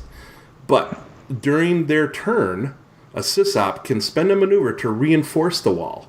If they do so, the strength becomes a 10 until the end of the sysop's next turn. That's kind of a neat one. That's like... So. Yeah, that's that's fairly active as opposed to, let's say, Great Wall, which is just a regular kind of blocking kind of barrier ice. Pretty strong, strength 6. If you fail, you simply are unable to access the subsystem. there are no further effects. The additional rule, though, is that this piece of code is, let's say, very effective at blocking multiple subsystems. So you can protect up to 3 subsystems. Now, so you could say protect your security cameras, your doors, and the emergency lightings in our previous example. Gotcha. With the Great Wall. So then this makes me think that 1 ice per subsystem, correct? Quite often. Other than this one. Yeah, Great Wall allows you, someone who's, has a budget. You can't buy multiple copies of Firewall. Well, let's buy 1 Great Wall and protect my 3 systems. Yeah, so Tony, did you read anything that an ice can only protect 1 subsystem? Is that what the base is? It generally is 1 unless dictated specifies, otherwise. Yeah. Yep. Okay. That's why Great Wall specifies more than 1 subsystem. Okay, so it is Firewall or Hadrian's Wall is only 1. Would only 1. Mm-hmm. Got it. Which kind of begs the question sometimes. What if, for your own campaign, you've got, for a particularly, clever system, someone, the SysOp or the AI combine Great Wall with Hadrian's Wall. A great Hadrian's Wall. There you go. Yeah. Well, that would be basically writing custom software, and there are rules, for crafting, and we're going to get into those into a future episode. There you go. Sweet. So I'm teasing the audience to come back so we can talk about it more. Yeah. All right, Tony, what do you got, bud? Well, I'd like to talk about Sentry Ice. Yes. So Sentry Ice, it doesn't help keep intruders out of the system. It simply spots them. Just like a bouncer, not like a bouncer at a door, but more like a security camera. However, the sentries go further. They backtrace the runner's origins, some of them, and even attempt to attack the runner directly on a few of them. So, yes. Yeah. So I'd like to talk, my personal favorite is the Janus 1.0. Well, duh. A few horrible. runners. Yeah, this thing is like the great big goose egg of, don't go here. You don't want to, no. So Janus 1.0, a few runners whisper about the bioroid ice. It's a bioroid ice known as Janus. They say this Sentry stalks Haas Bioroid's most important servers, hunting unauthorized users. So you can see this, it's an AI, and all it does is hunt down unauthorized users. It shreds their minds as easily as it shreds programs. This thing has a program strength of 9. Okay, yeah, naturally 9. Most of your sentries are going to be softer than that. They're going to have 3, 4, 5. But this one's pretty badass. If a runner attempts to break this ice and fails, the system or the rig or computer that the runner is using is destroyed. That's it. You failed, dude. It's gone. Which also kicks the runner out of the system. If the runner is using a BMI, they suffer automatic head ringer critical injury instead, and they must attempt to override Janus again before during their following turn. If they are already suffering from the head ringer critical injury, they suffer from at the brink critical injury instead. Nasty. Okay, if they are suffering from that, then they suffer from the end is nigh critical. So they turns the user's brain into a system that it can destroy. At the brink is like if you rolled a 91 to a 95. Yeah, and the end is nigh is the last one. The end is nigh is like right before death. Yeah, die at the end of the encounter or the end of the round. The target dies after the last initiative slot during the next round, unless the crit is healed. But wait, there's more. Yeah. Oh, yes. There's more. Oh, there's more. Go, Tony. What is it? For additional rules, for every threat the runner generates when attempting to break Janus 1.0, the runner suffers 2 strain. If they're using a BMI, they suffer 1 strain and 1 wound instead. Good Lord. As neurons are being burned and smoke is coming out of their ears. Yeah. Wow. GMs, use Janus 1.0 sparingly. If you throw this thing into every system, your players they're going to hate you. Yes. I would imagine a Janus ice like this would be expensive, takes up a lot of space on a server, a lot of processing power. Funny you should say that there, though, Stefan. Talking about talking about price, we have table 3-4 for ice is on page 136, buddy. And you want to know how much Janus 1.0 is? Oh, It's a rarity 8 and costs $5,000. Credits, And it's it's rare. It's like it's a bioroid brain one. connected directly to the server. I would imagine if it shows up, imagine the movie Tron and one of those big U-shaped, downwards U-shaped vehicles, coming down and just firing at you, or just Master Control. Yep, MC, buddy. Master Control. Units is just you're caught in the web of it and just goes. All right, so one. You've been de-resed. Yeah, you have. So the code gate ice. There's one that I want to describe because I actually mentioned it. I think in our when we first talked about hacking before. It's a pop-up. It's a version of code popular with corporate marketing, of course. It has a strength of 2. Whatever. If a runner attempts to break this ice and fails, they suffer 2 strain. And then it deactivates until the runner's next turn. However, the additional rules, get this, and I'm reading this verbatim. The runner may feel a fleeting compulsion to buy a new hopper, refinance the mortgage on their condo hab, or invest their credits in precious metals. I think that's just great. Oh yeah, no, I'm slamming you with ads for boner pills. That's what you're getting. Wow. Viagra 3.0. Sorry. Oh wow, that's great. Making me laugh and cough and all that. I know, I love it.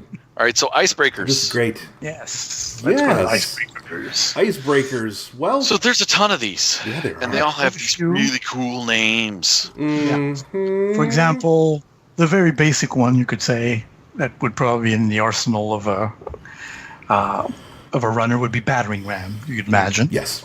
Fairly simple one. It's a strength of 6, so pretty decent. It affects only barriers, though. So anything about walls that we mentioned earlier, ice walls, Hadrian's Wall, Great Wall, Hadrian's Great Wall. Yeah, this is basically... So this one... Yeah. This one can look like one of those big battering rams from Lord of the Rings, battering against Minas Tirith. Yeah, that's right. So it adds 6 points, 6 successes. Yep. Hopefully you get enough successes to batter her through. And that's it. Once there's no additional rules, it's very simple. So this is basic. This is your basic DDoS attack, which is your denial of service attack. You're overwhelming it with a barrage of pings until it shuts down. You're just smashing the shit out of it. Exactly. What it looks like can vary, but that's the effect. Yeah. Yep. And then they have things. Then there's this other one, which is slick. It's called the Gordian Blade.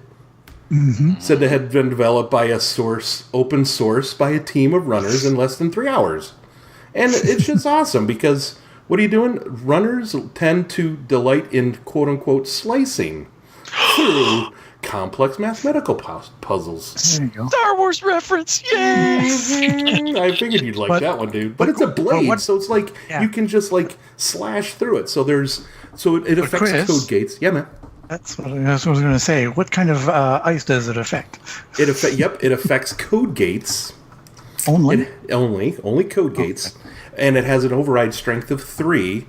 But while it's active, the runner can spend 2 advantage to increase the Gordian Blade's override strength to 4 until the end of their next turn. There we go. So that's kind of neat. I mean... So almost like it would represent maybe customizing the code a little bit. It's like, this is a Hawkeye, so let's go, not a code gate, but this is a different kind of code gate. So toll booth, I'll say. So you can have like kill gas. So this could look like Killzax axe, dragon slaying axe. Or some kind of vibro axe that a cyber that someone in Primordial Machina has. There you go. There you go. And again, nice. Oh, you mean the what was that? The blade? What the hell? Buzzblade. The Buzzblade. So the next page, page 138. There's a table, 3-5 for icebreakers and their cost. And this your battering ram there, Stefan, is a rarity of 5, costs 400 credits. And then the Gorian blade that I described, a rarity of 4 and costs 400 credits to buy or code. Yeah. So some of them are much more expensive. For example, Sagittarius A, which is good for all kinds of ice. Is that a Canadian ice? Yes, Sagittarius A. Yes. Sorry. It's much more expensive. It's rarity of 8, costs 2,000 credits, and it's even restricted. Yeah. Because it's so effective against all kinds of ice. All ice. Barriers, code gates, and sentries. One of the very rare ones. Very cool. Oh, yeah. And it has some other additional rules. Mm-hmm. It's incredibly illegal. It's incredibly illegal. That's one thing you want to point out. It says right in there, incredibly illegal. Just owning, just having it on your freaking your PAD or on your rig makes you a net criminal. Just having it. Yes. Yeah. Because it forces you to spend your advantage and threat to destroy the system. Yeah. I mean, that's it. Yeah. So go ahead, read it up. All right. So let's say, for example, the additional able to affect barriers, code gates, and sentries. So everything, like we said. Yep. A decent strength of 6, and as an additional rule, successfully overrides a piece of ice and destroys it. So it's not even coming back. It's gone. So when a runner uses Sagittarius A to break a piece of ice, the runner must spend advantage or triumph to destroy another piece of active ice on the system. So it hopscotches to another piece of ice to destroy, and the GM must spend threat or despair to destroy one other icebreaker on the runner's rig. So it backfires too. Yes, It can backfire. Yeah. Yeah, it's nasty. And if there is no other piece of active ice on the system, the runner must spend advantage or triumph to destroy the system instead. So files are being destroyed. No, that's the file I needed to download. Gone. Doesn't matter. Gone. Yep. This ends the network encounter and almost certainly has other catastrophic effects depending on the GM and the system control. Yeah, I mean, what I would do is you would destroy the subsystem below if you want to get into systems. It's overriding them, man. You can almost describe this visually as, a nuclear bomb going boom, and then whoops, things are being blown off as the shockwave hits other subsystems. Like, oops, I didn't mean to do that. And what's awesome is that in parentheses here, it says, this ends the network encounter. And almost certainly has other catastrophic effects, depending on how much of a dick the GM wants to be and what system has been controlled. Exactly. Imagine Sync going, hey, wait a minute. Even though you're attacking Wayland, this had repercussions on the net. We should send some Trisec securities over there to check that out. You're hunted now. Yeah, you are. Oh, yes. We had this runner called Zszree who's using Sagittarius A. Hey. We'll put an APB on him. Hey, knock on wood, man. Don't. All right. So let's get into building the encounter. How does the encounter build? There's 2 ways to do it. The simple way is the simple network encounter.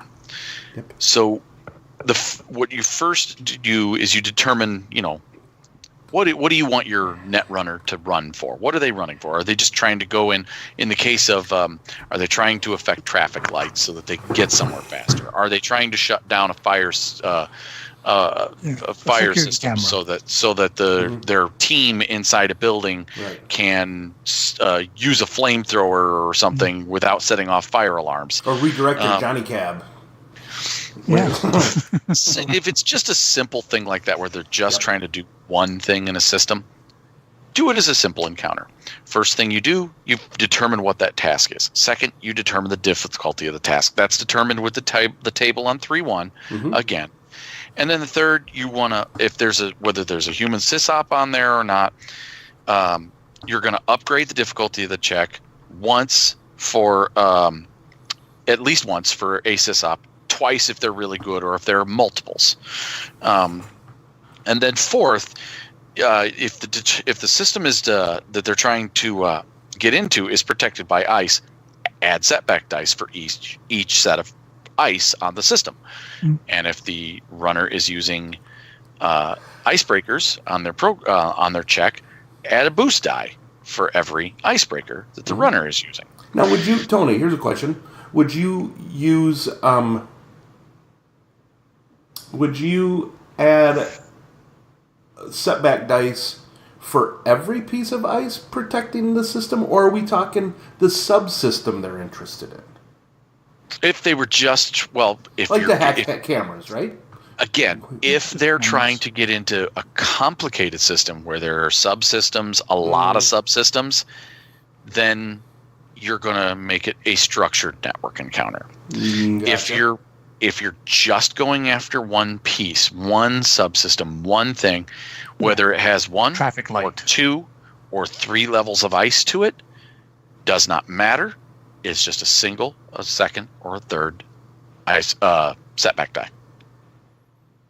Okay, so again, if there's so that's your levels of ice will be the number of setback dice you'll want to add. Yeah. Okay, cool. Levels of ice, meaning if there's more than one, you put in more than one setback die. Yep. That's all I was wondering. Because on that, granted, it might be a complicated system, but if that's all they're gonna do is gonna just go after the cameras, and don't want to necessarily do a full net run, then but there might be a bit of ice protecting the camera system, or there could be 2 layers. There could be a general firewall protecting all of the subsystems in the group that the cameras are in, and then a second one in that particular, the second one in that particular group to specific cameras. So then you would be 2 setback dice. Right, and then if I have 2 icebreakers available on my system as I'm running, them both. Add 2 boost dice. Okay, cool. Yep, just wanted to, because when I read this earlier, I wanted to ask you kind of what you had thought, and okay, sounds good. And it's add a boost die for each icebreaker the runner has access to. So if you have multiple sets of icebreaker, you add a boost die for all of them that you have access to. That's on your system, right? That's on your system. Mm-hmm. That's on your rig or whatever pad that you're using. Yep. Cool. All right. Cool. So there's a little sidebar here about hardware. I want to get into that before we get into the structured network encounter. Excellent. Generally, a runner must have some kind of computer system to conduct a run, just like they had to have a connection to the network. What form of computer system takes, be it a full-size rig or a souped-up pad, is up to the runner and the GM. But we've provided a number of example computers that the runner can use, found in the equipment section, page 98. But here's a few things to keep in mind about computers. First, all computers contain a set number of icebreakers and pieces of ice. Second, computers can be partitioned into separate subsystems and whatnot. So a piece of ice can only protect one subsystem. Tells you right there. There it is. Okay. Perfect. There we go. I knew I read that somewhere. I couldn't remember where, or I might have. It's important to know what exactly a computer can and cannot do over the course of a game. Running is supposed to be cinematic, exciting, and above all, fun. So common sense is what computer can. As to what a computer can and cannot do, should be the GM's purvey. But what it's saying is that no matter whether you're using a souped-up PAD or whether you're using a complete rig, you can have as many icebreakers as you want. What's really important is how many you have active. Right. Yeah. So. Yeah. Each of these pieces of hardware have a maximum number. I think a portable rig is 2 ice and 2 icebreakers active at any one time. Yeah. And then there are talents you can get that add to that if you'd like. Yep. Correct. And that's what custom code does. It allows you to add either an ice or an icebreaker to your rig or PAD or whatever. Yeah. Cool. All right. So then we get into the structured encounter. That's what I talked about before. Mm-hmm. And we've already went through kind of one, but there's these little bullet points that we should talk about. Yeah, let's go through those. The little bullet points. Go ahead and start it off, Stefan. All right. So that's on page 140. Mm-hmm. All right. So the first one was for the rule of thumb. Generally, every interesting or important subsystem should be behind some ice of some kind. If it's not really important, the air conditioning system might not be that bad, but security cameras, door sensors, definitely at least a piece of ice. Cool. Default ice should be barriers because it's fairly simple, and then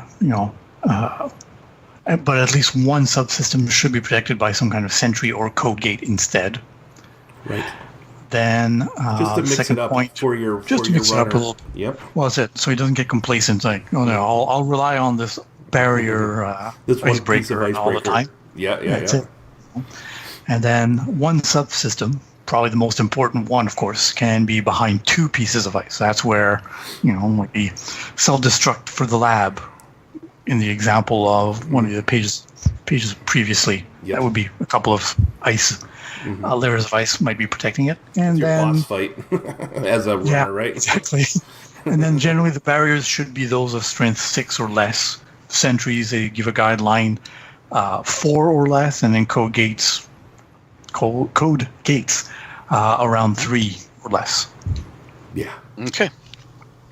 Of course, if you have multiple runners, you can mix that up a little bit, maybe make it a little tougher. Yeah. But, All right.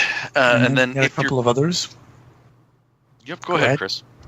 Oh, yeah. And then, so then if you have a little more of an advanced runner who has maybe 150 XP or more, you should be able to make those numbers a little more difficult. So give them a little more of a mix between barriers and code gates. And then if a subsection has multiple layers of ice, one should be a sentry and the other should be like a barrier or a code gate, right? If you selected. And then your barriers, code gates, and sentries, your ice basically can be of any strength. And then multiple subsections, instead of just the one, should be protected by two pieces of ice. Because remember, there's that talent that could allow, advanced runners to kind of get through two pieces of ice in one. And then one subsection should be protected by 3 pieces.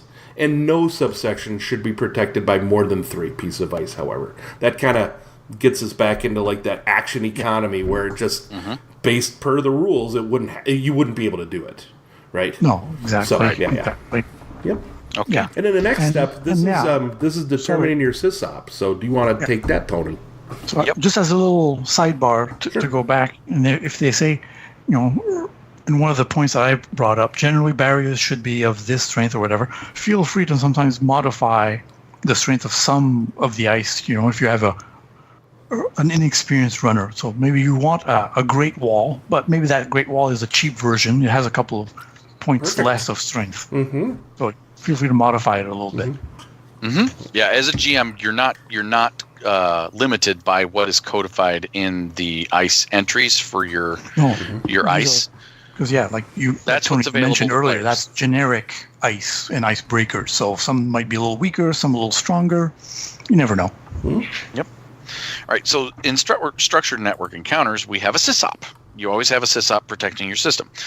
We have a number that are all of them that are already in the book. You have your corporate sysop. You have your sync global sec agent. Those are back in the 224 through 226 section, the corporate manager. Those are great templates to start with for your sysop, or you can design your own. But anyhow, the network encounter begins. The sysop typically has access to the system, and maybe they're plugged in with a BMI or they're using a big rig from behind their desk, drinking coffee, waiting for shift change. However, they start unaware of the runner's intrusion. You still roll them into initiative, but they are unaware. That's key. Yeah. Until the runners trigger a sentry or generate threat. Yeah. Which Now, I think as it's 3, right? I think that's typically 3. 3 threat or a despair. Or Yep. despair. Once the sysop is aware of a runner's presence, their goal is to then trace the user, found on page 130, and then lock them out, page 131. In rare cases, they may try to make a run on the runner's own computer system. And that usually is when you have a sysop who's got a big ego, that kind of thing. Or multiple sysops. Or multiple sysops. If that happens, you'll need to construct a second, smaller network encounter with the roles of sysop and runner reversed. Yeah, and that would be your runner's nemesis, right? Yeah. I mean, that would be perfect, man. Yep. So here's a question for you: Would you go as far as having your players who are creating runners create when they have their own system, kind of create one of these diagrams of a system of their system? Would you want to do that? I would. Their rig. As a player, I'd be interested in maybe doing that on my rig. I might have my secure files, That would be a great thing for. Have a little card that represents your rig. And a matter of fact, out there on the internet, there has been someone who took all of the ice, all of the ice breakers, and created cards for them. Oh, that would be Drainsmith, I believe, right? Yes. Yeah, our buddy Drainsmith. Yeah, and you can print those off, and you can lay them out in a grid to set up your... That's a great... I didn't think about that, Tony. That's a great way of doing it. Yeah. That'd be cool, man. Another way, if you don't have access to the internet, you can grab a 3x5 card or Post-it notes, and you can just lay out a grid. Access to the internet. What? I mean, like, okay, you're at your CavitCon and you're running on, I don't know. Maybe you're a Marine on a ship somewhere. Oh, there you go. So it does happen. Yep. All right. I know. All right. This is great. So there's this last little bit here I want to cover on the sysop before we move on. However, the one thing sysops should almost never do is shut their system off. For one thing, in this setting, shutting down a massive computer network is a time-consuming and dangerous process with long-lasting consequences. Since it's a wired world, that's just not something they want to do. So, again, when someone says, why don't you just pull the plug? That's why. Because the cost can be in the billions, and the repercussions for that sysop to do something like that can be death. Yeah. So, and it would be fucking boring as a player for you to just every time I get close to getting there, and you as a GM turn off the system. Whatever, that's fine. These companies I'm not going to try and do a net run again. A lot of these companies are global companies that are on like 24/7 sometime or another. I'm reminded of when I used to work in printing. They don't shut down a huge printer that prints the newspaper on a whim, because then it takes a whole half a day to just get it back and running. You want to halt the press? You better have a fairly damn good reason. Okay? Machines that are designed to run continuously to run continuously. Shutting them down makes them temperamental. So you don't shut down a fission reactor just like that. All right, and then we got a sidebar here, but we've already touched on it. Multiple runners, multiple sysops, how to use them in the encounter. So, let's get on over to the next section where we're going to actually... Just to finish up, since we mentioned Drainsmith, I'm sorry to prolong this, but with the cards that he printed out in the PDF, you even has some cards for typical things that a runner could affect. For example, security cameras. there's a card for that. And possible uses to enact command. For example, disabling, enabling one more camera, viewing the live feed, disabling the recording of it, loop the footage, and Nice. or a weapon system, or emergency lighting. So it gives you some ideas of what you can and cannot do right there with these cards. That's awesome. cool. That's very. Thanks for bringing that up. Downloading those suckers. Well, even a weapon system, disable the weapon system, fire the weapon system, lock target. Awesome. And if anybody has ideas, or if they've created their own personal rig and have created different subsystems on their personal rig, post it up on FFG site, or send us an email with that, and we'll share that with people, because those are just good ideas to kind of give fluff and stuff. Nice fluff and nice player options. I remember, the first edition of Netrunner, where you had cards that represent a rigger's, a Netrunner's rig or cyber deck, and some of them had neat strength. Like, okay, this is a lot tougher. This one's faster. This one has more programs on it. Nice. Nice. All right, gentlemen, let's get on over into these advantageous threats, or we're going to be up all night. Yep.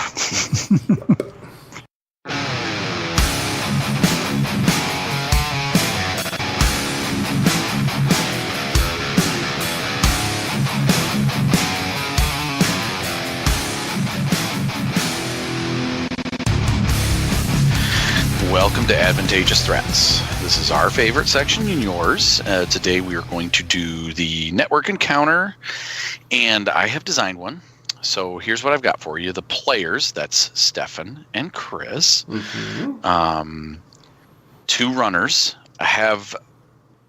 they're attempting a run on Memphis Media Conglomerate's main servers, searching for buried security cam footage of a Gentechi's executive ordering his clone bodyguards to space a Martian politician. Scandalous. Yes. However, there are two separate servers that have to be got into. So the Gentechi executives, being smart, hired two runners, one for each separate server. The data could be on either one. The Gentechi execs have hired you two, and to ensure that the job is done fast and simultaneously timed with a physical hit on the hotel staff on Midway Station that leaked the footage in the first place. So they are sending Yakuza assassins to take out the hotel staff at the same time, the people who leaked it. Now, Memphis Media Conglomerate is a subsidiary of NBN, and they deal in gossip. Nice. They deal in blackmail. They deal in less savory news stories, so to speak. Okay. Right. And so they have been known for frying the career of many a politician or high tech or a high profile executive with their blackmailed news stories that get released in a very timely manner.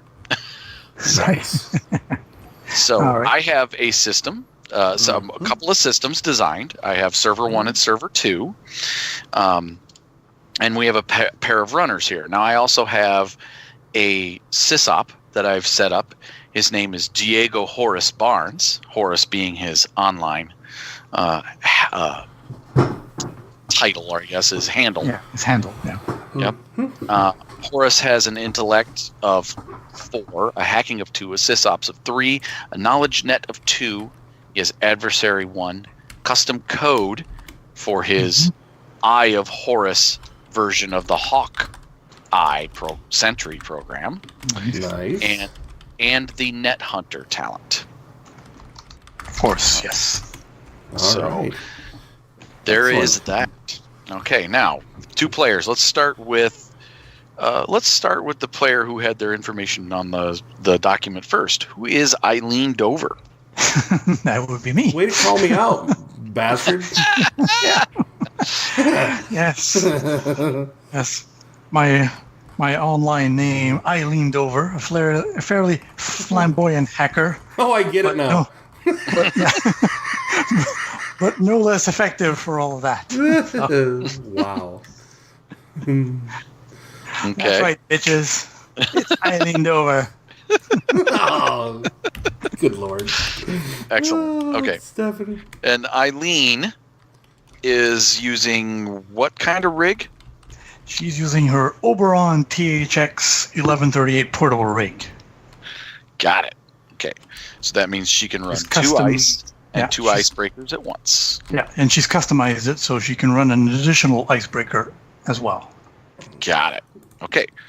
And our other runner? This is Zszree.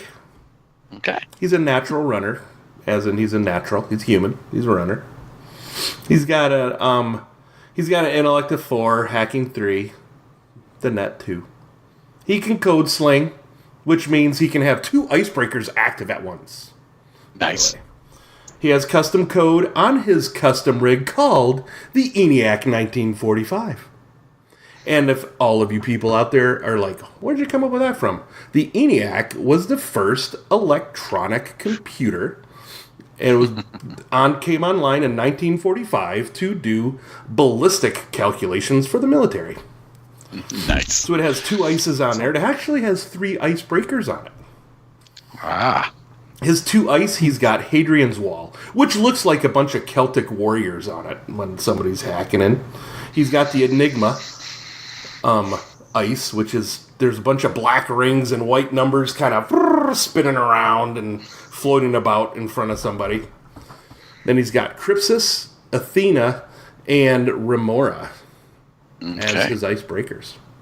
All right. And I didn't go into what ice breakers and ice that Eileen has. What does it have? She sorry about has that. that's okay. She has her own version of Femme Fatale called Hurricane Bianca. Nice. A very shady queen kind of Femme Fatale.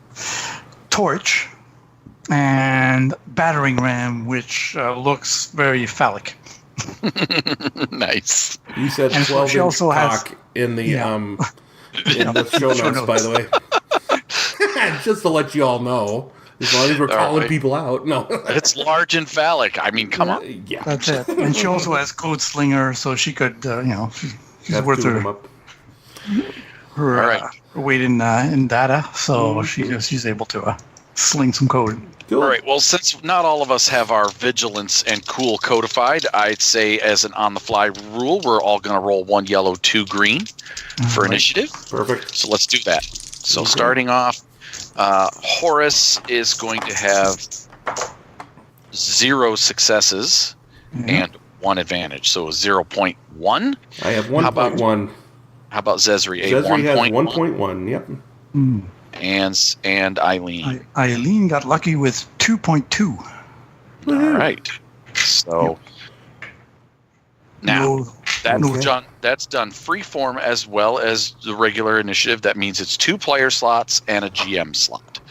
So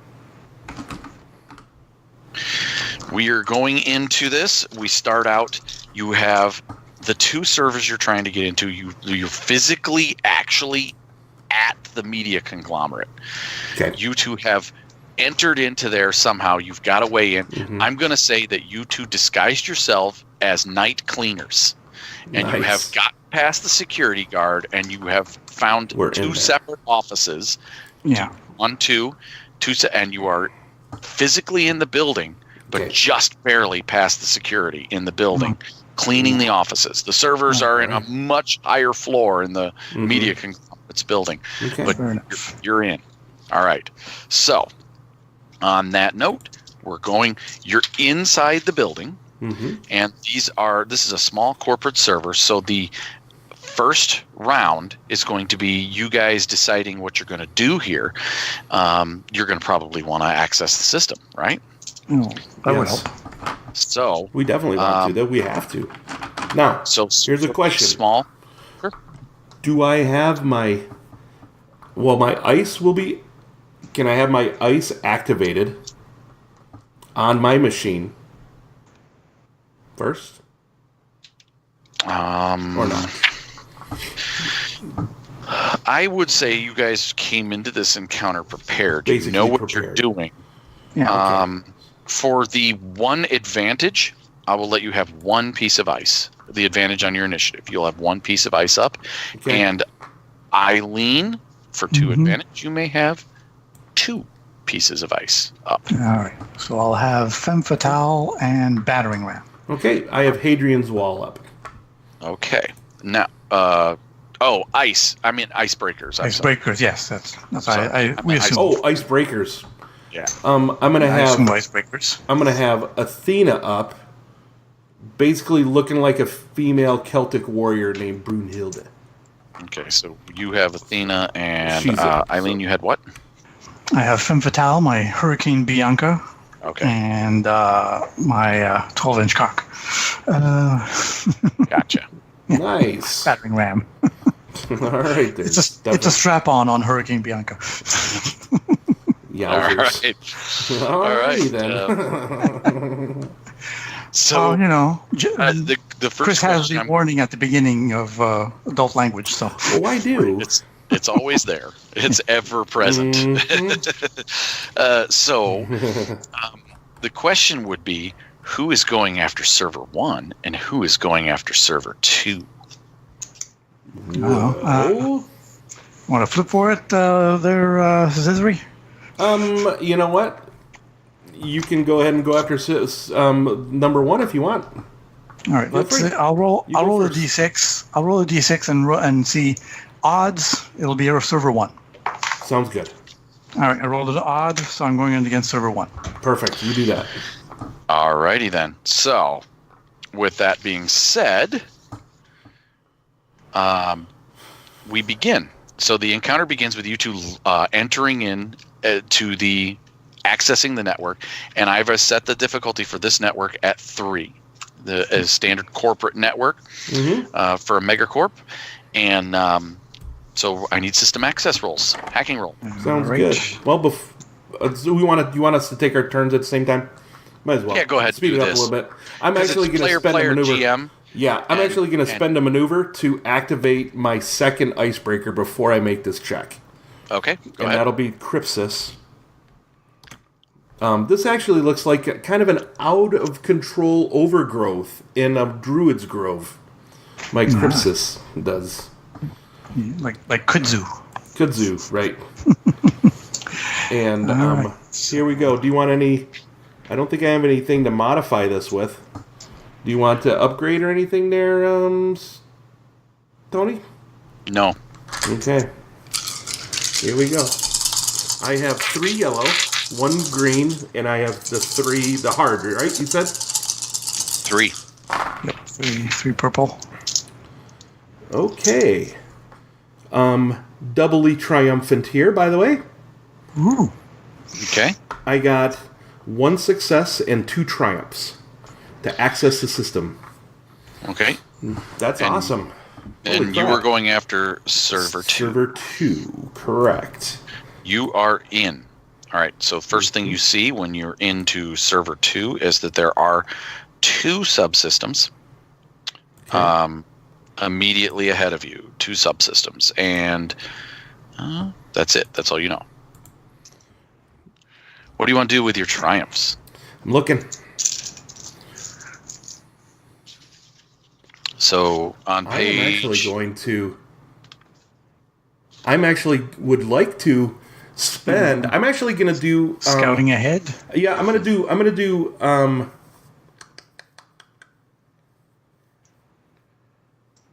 It's a triumph. I'm going to spend... I'm going to put a permanent backdoor on the system, Okay. which means All right. if I happen to get kicked out, it actually becomes an easy check for me to get back in. Okay, and I like that idea there, Stefan. I'll spend my other triumph to scout ahead. I would like to know the type, strength, and rules of 1 unencountered piece of ice on the system. The one, what are we going after? We're going after data. Mm-hmm. What are the Going left or subsystems? right? What are the Okay. subsystems? The subsystems are an employee database, and incoming mail server. Because we're trying to find the video footage of the person being spaced. Mm-hmm. I'm going to go to the mail server. Okay. Then. So heading directly to the mail server, you immediately will encounter, this is what you're seeing ahead, a sentry, a customized Hawkeye program called the Eye of Horus. Okay. Okay. And what you're seeing basically before you in this encounter is this digital desert with a pyramid in it. Nice. And this shining sun glaring down on this pyramid. Okay. And that is your Eye of Horus sentry glaring down upon this pyramid. Nice. All right. All right. And so the custom code means it also that you're automatically going to generate one threat when attempting that piece of. That's what the custom code. So you know its strength is 4. Okay. You know that it auto generates a threat, and it's a sentry. Gotcha. Okay. Excellent. All right. So next, Eileen, going after server 1. Mm-hmm. Access. System access. She's got intellect 4, hacking 4, so 4 yellow, 3 difficulty. Let's go. All right. No despairs, no triumphs either, though. 3 failures. Those are canceled by those 3, but I still have 2 successes and 2 advantage. All right. So with your 2 advantage, what would you like to do? Quick commands and cover tracks. I could do that. Yeah, I'll use my 2 advantage to cover my tracks for any kind of trace. If I attempt to trace you, I'm going to add a setback die to that attempt. Awesome. Okay. That's 1. There we go. All right. So they don't realize we're here yet. Yay. All right. And what you see before you is one system, one subsystem. Initially. Okay. I shouldn't say it's 2 subsystems, but it is protected by 1 piece of ice. Okay. Gotcha. Let's put it that way. All right, let's. All right. Yes. And moving on into... So for his action during this round, the SysOp is unaware of the presence of any runners. And given the nature of his job, he would not do a sweep this round. He does a sweep every 3 rounds. All right. He runs this program. So you may have 3 rounds of him sitting around drinking his coffee. Perfect. There you go. All right, Stefan, we want to go updating his Facebook page.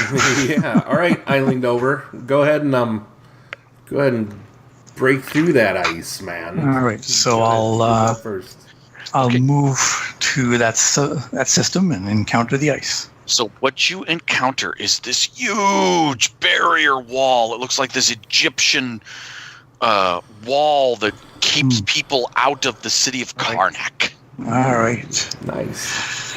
Very impressive with glyphs and hieroglyphics. Yes, it is. It is a great wall. Barrier. Yes. Oh, there you go.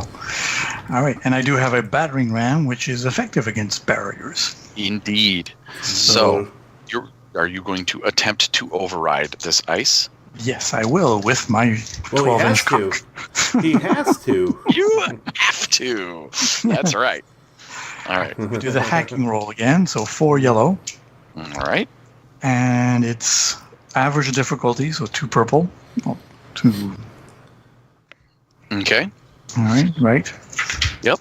Now, in this case, I'm going to assume we have a stagnant currently story pool. Right. Meaning that nobody has used any yet, so we're looking at 2 and 1, 2 player and 1 GM. Right. By the way, everybody who's listening, we are actually going to go through an entire encounter here, not just one roll each. No, that's it. If you haven't figured that out. Yeah. All right. So Go ahead and roll. I'm not going to affect it. No, me neither. I'll keep it as is. All right, so only one failure, one threat, which cancels out this one dice. And I have a triumph, so that's a total of 4 successes, an advantage, and a triumph. Okay. Which means your override strength is 4 plus your barrier. 6 for the barrier, so a total of 10. Nice. Total of 10. So you just blow through that wall. Your big battering cock slams into the wall and shatters it. Yeah. Now, what lies before you are 2 subsystems that you could not see behind the wall. No. But you do see each subsystem is protected. Right. I can tell you what the subsystems are, right? I do this now. The first one, yes. Well, the thing is, what does he do? He does their... Yeah, I think you could tell him what they are. I can still the subsystem, the idea, yeah. I don't know the ice. There might be ice there, but I don't know any details about the ice. So subsystem to the left is outgoing mail. Subsystem to the right is unknown. Okay, I'll probably head towards the unknown. But with my advantage, I will do the opportunity identified, which will mean I'll get a boost die on my next... There you are, milking boost dice. Computer check, yep. I don't even have to milk it, it's part of the advantage. Very and nice. With the triumph, though, here you go. Might as well do the scouting ahead and learn the details of an unencountered ice on the system. Okay, so you're looking at the unknown, correct? Right. Right. As you advance towards it, you see this black, what looks like a sarcophagus, and it is covered in glowing runes. You are now looking at an Enigma code gate. All right. Oh, nice. Okay. Its strength is 5. Ooh, all right. Just for you to be aware of that. All right. Right. Awesome. That's my action. All right. And now, second player to go. Yes. Me.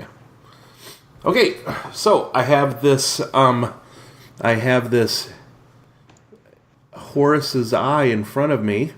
Mm-hmm. I am going to use the incidental to advance to add to, what is it called?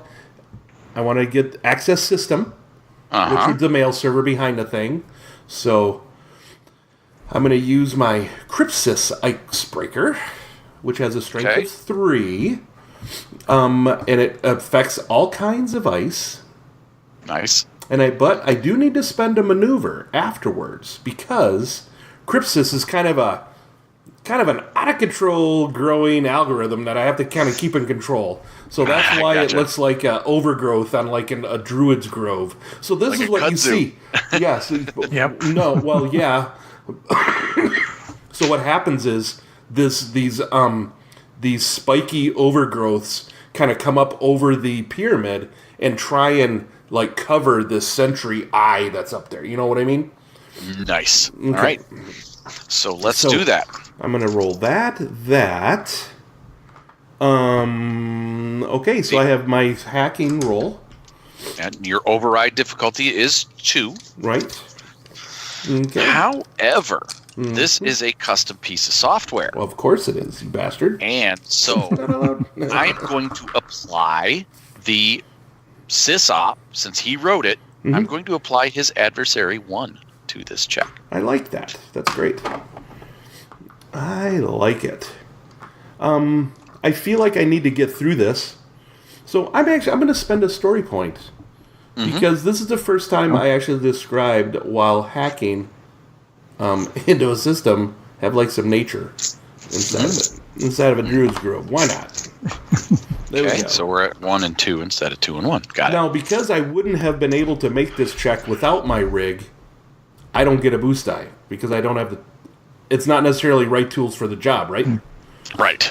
Okay, got it. I've got my little tokens are black and white. I'll use those All to right, remind here we go. myself. Here we go. Okay. I generated 2 failures on the red. At 1 failure. Don't forget your automatic threat. Okay. You're right. So I do cancel out the failures with my successes. One of the auto-generated threat cancels out one of my advantage. So I have 2 successes, 1 advantage. So my strength is a 5 to overcome this. Eye of Horus, strength 4. Horus, strength 4. So I do overcome it. I'm going to spend a maneuver to pull in the Crypsis and make it not go out of control. Okay. So I have to do that. And with my advantage, I would make the suggestion that you do it a thorough override. And yeah, that's what I'm going to do. I'm going to do that. That's what I was looking at. I can. Yep. So it'll be not my end of my next round. It'll be the round after that. Correct. Okay, so I'm going to spend 2 strain to actually, since I now have access to the subsystem, I would like to do something on that subsystem. And you said that it is a mail You do server. not have access. I don't. You have another piece of ice between you and it. Oh. Bum, bum, bum. All right. Trick GM. Tricky GM. Tricky. All right. So I do. So I've already spent my incidental.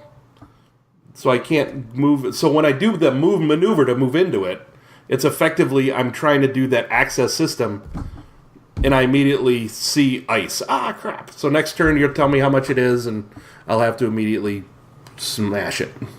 Correct. Awesome sauce. Okay. All right. So, and dude puts his coffee down on this round and begins accessing his system for his sweep next round. Ooh, all right, Stefan. And, All right. I think you're good, man.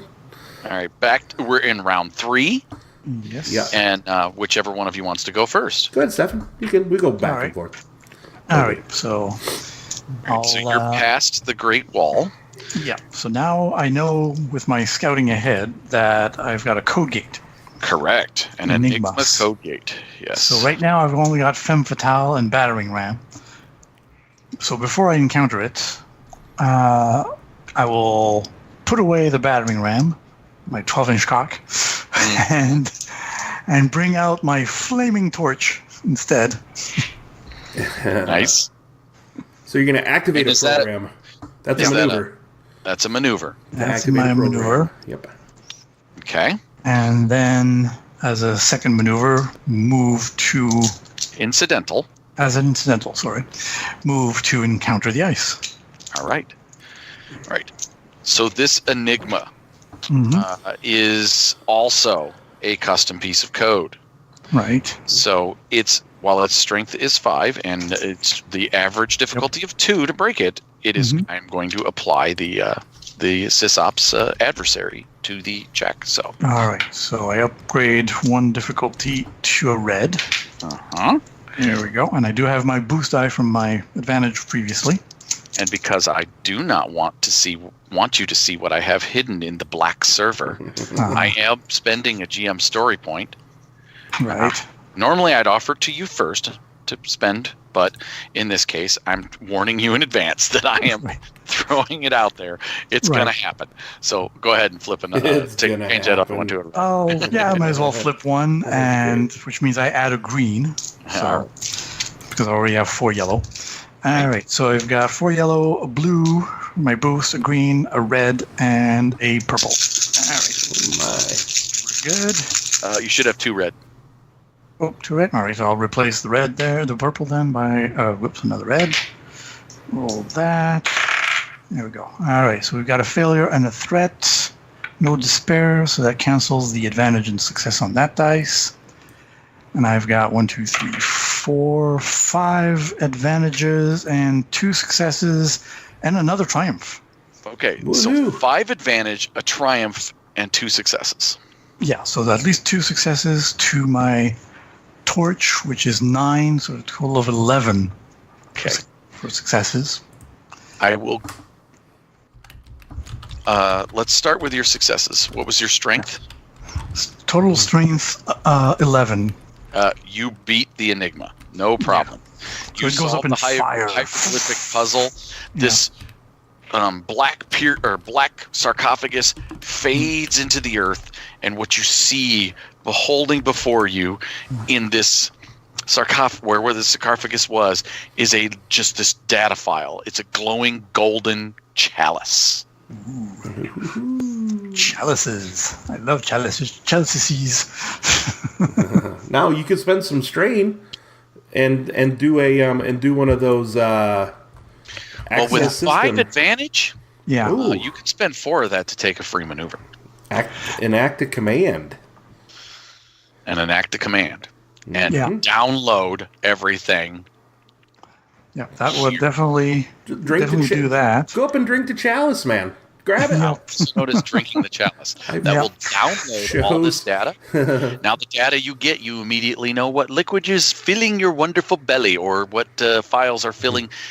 These are all their blackmail files for the entire media conglomerate on a whole shitload of people.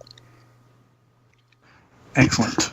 Now, what do you want to do with your triumph? With the Triumph, I have either I could do a permanent backdoor or a blurred rig so that no traces can be done on me, or at least cancels a trace.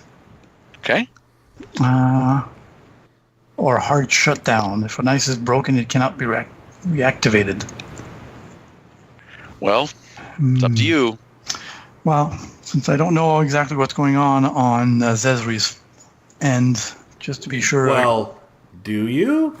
With your triumph? Maybe. Yeah, maybe with the Triumph I get an idea, of what's going on with him, since maybe we started the run simultaneously. Maybe you open up like a jabber chat to me. Well, that's it. I have my windows minimized, and now I'm getting a good feed on what his is going on. Then you know exactly what's going on his end. He is about to encounter a code gate authenticator, but on the other side is the incoming mail server, where most likely the data file you're searching for is held. All right. Woo-hoo. All right. Oh, Well, cool. So I'm aware of that. So maybe next round I'll be able to join him. Maybe if there's nothing else on this server, I'll be able to go join him and help him out. Okay. And I'll give you this because it was a triumph, and just knowing what he's doing is kind of a lame spend of the triumph, to be honest. Yeah. You also No, I was thinking we just set up a tunnel between us, and we know, right? Yeah. So I have a back door to you? Yeah. Listen to him. Good thing he's got his battering ram put away. Yeah. Right. Oh, no. Here you go. I think he takes my permanent backdoor that I created to the system. There you So go. they can get- I'm aware. Yeah, I'm aware of the back door, his system. So Yeah, sometimes. It'll be easy. Don't worry. yeah. So when you pass through said permanent backdoor, you notice that there was another one where an AI sits between the email incoming server and the email outgoing server, which was it sits between the two, an AI sentry. And what it does is it watches, or it sorts through incoming mail for juicy news bits and then disseminates them out to the reporters Okay. to do their investigative work or blackmail somebody, where it gets then put into the blackmail files. So in this case, this AI is just sitting there doing nothing but sorting through these things. Cool. All right. That's The question would be whether it's gotten to this one before Chris does. Yeah. Bum, bum, All right. bum. All right, so that's my action. I've got all the blackmail files, and I'm now going through the back door that Zszree created on the other server. Yes. All right. Okay. So mine. Says Yeah. your code gate authenticator. Okay. I'm using Athena on this sucker. Okay, this code gate authenticator looks like it's a key. It's a door with a key to get into the pyramid. Cool. So I do believe my Celtic warrior named Brunhilde is going to use her lockpicks, her Celtic lockpicks, which is actually a big frickin' hammer. Yeah, that's what I was thinking. Smash the lockout. Sounds great. All right, let's roll this up. Let's do it. Okay. This is not custom code, so you don't have to worry about his Okay. thing.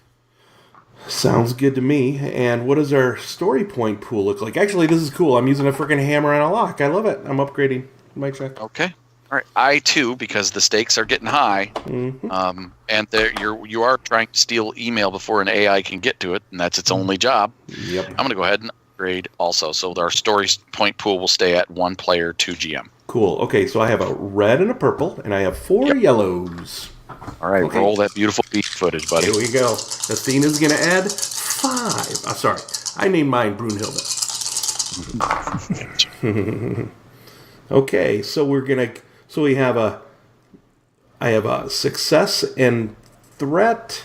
Success and advantage. Success and advantage on 2 yellow dice. And I have them canceled out, the 2 successes... Or 2 threats. 2 threats and 2 failures on the other die. Eventually you'll get there, Chris. Eventually. I have 2 successes. Adding my 5 strength, I do a 7. That beats my 3. Nice. So, authenticator is down. Cool. Now, I have 2 threat. I have 2 net advantage as well. What will you do with those 2 advantage? Do a quick command? Or... Nope, I'm going to do... So do I have a... Yep, I'm going to do a quick command. Perform an additional enact command maneuver as an incidental. Ooh. Yeah. So you just got to reach out. So I'm just going to reach out and grab those emails. So I'm going to try and cross-reference the names of the hotel staff that are getting assassinated with emails coming in and potentially... See if I can narrow it down, right? Oh, you get it. You find it. You grab it. You nab it. Just as the AI is about to grab it. Nice. You reach out, you grab the email, and you pluck it from the server. Nice. So, and at that moment, that's when Horus is going to do his sweep. Nice. Do we modify that any, or what does he do for us? Well, he is doing a sweep, which is a hard difficulty computer sysops check. Mm-hmm. Do you have anything that? I know one of you has covered your tracks, so it's automatically going to throw in a setback die. Setback, yeah, on my end. And I have to go with the hardest difficulty, which is the 3 purple with a setback die. So, as of right now, I'm looking at a 3 yellow, 1 green pool. Do you guys want to affect it in any way, shape, or form? I am not upgrading it because he doesn't have any reason to. Let's flip it. We do. Yeah, we'll flip it because this is an important run for us. So. Okay. Yes, it is. So I will change one of my purples to a red and roll it up. There we go. All right. Oh, and I'm sorry, he does have the fancy custom rig, which will give him a boost die. Oh, wait a second. I have a custom rig too. What? Fancy one. This is a full size rig. Mine too. Oh yeah. Hard coded into the system. I haven't been added my boost dice. Oh, you poor thing. I will now though. You'll get over it now. Yep. I'm sure you will. All right. So what you're looking at grand total is a single success. Okay. And 3 advantage and a despair. Oh, despair. All right. Well, I like this.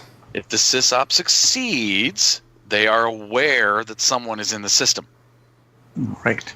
And now he'll have to make a perception check to spot you. Right. However, with my 3 advantage, he is going to automatically have one of his AIs apply an automatic trace. Yeah, one successful trace. Successful trace. He knows where you are. You're somewhere in Ecuador. He knows that. Yeah. There you go. That's it. Now, with the despair. Wow. We could go with the wrong person. Yes, in Ecuador, but eventually he'll get some other Eileen or Zszree. There we go. So, mistaken instead of Eileen identity. Dover, it'll be Eileen back. Actually, since we're on the computer network, it'll be like one of the like execs or something. Maybe he traces. So actually, it actually makes sense because we're in somebody else's room, somebody else's office. At this point, the encounter is pretty much done. All you guys got to do is get out of the system. Right. And we could do that. We could go, because you have to get back through the system the way you came in to cover your tracks. Yeah. But in this case, you've pretty much decimated the system in the process of getting through it. Yeah, we did. So he's 2 seconds too late. You guys have logged off and left the building. And at that point, he traces it to the front desk, to the security guard at the front desk who is playing a virtual reality game, and he locks that guy out of his system just as he's about to win. Yeah, he's playing Worlds of Tyrannoth online. Just as he was about to beat that level. That's right. Locks him out of the system. The guy yells, "No!" And you hear that just chucking down the street. The two of you just... And you now have a computer full of black mail folders, and you have the data that you were hired to steal. There we go. So we got the data we were meant to steal, and a bonus that we can use. It's going to be quite a bonus for sure. Yeah, dude. All right. So, ladies and gentlemen, that was Advantageous Threats. Shall we go home? Extended Advantageous Threats. And Tony, yeah. That was awesome. That was awesome, dude. Kudos, man. That was another 50 pieces of awesome. Yeah, it was. All right, yeah, let's go home.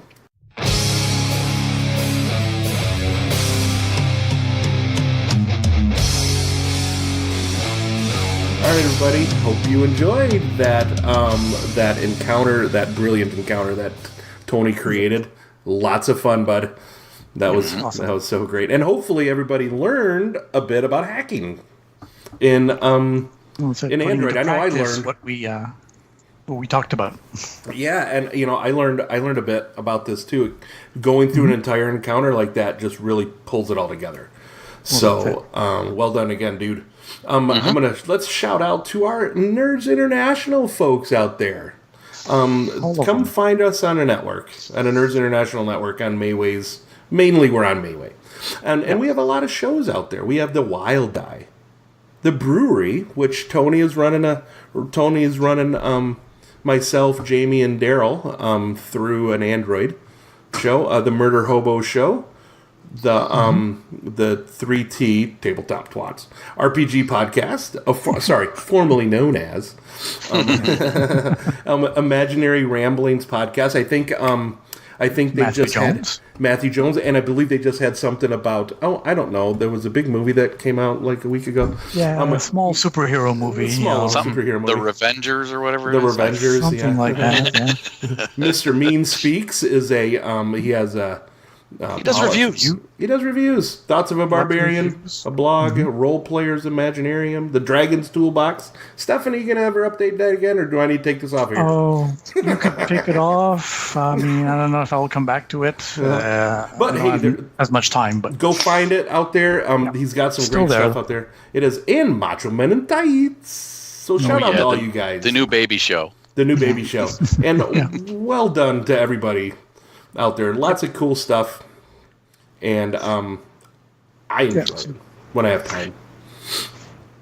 All right, you got anything you want to remind us of, Stefan?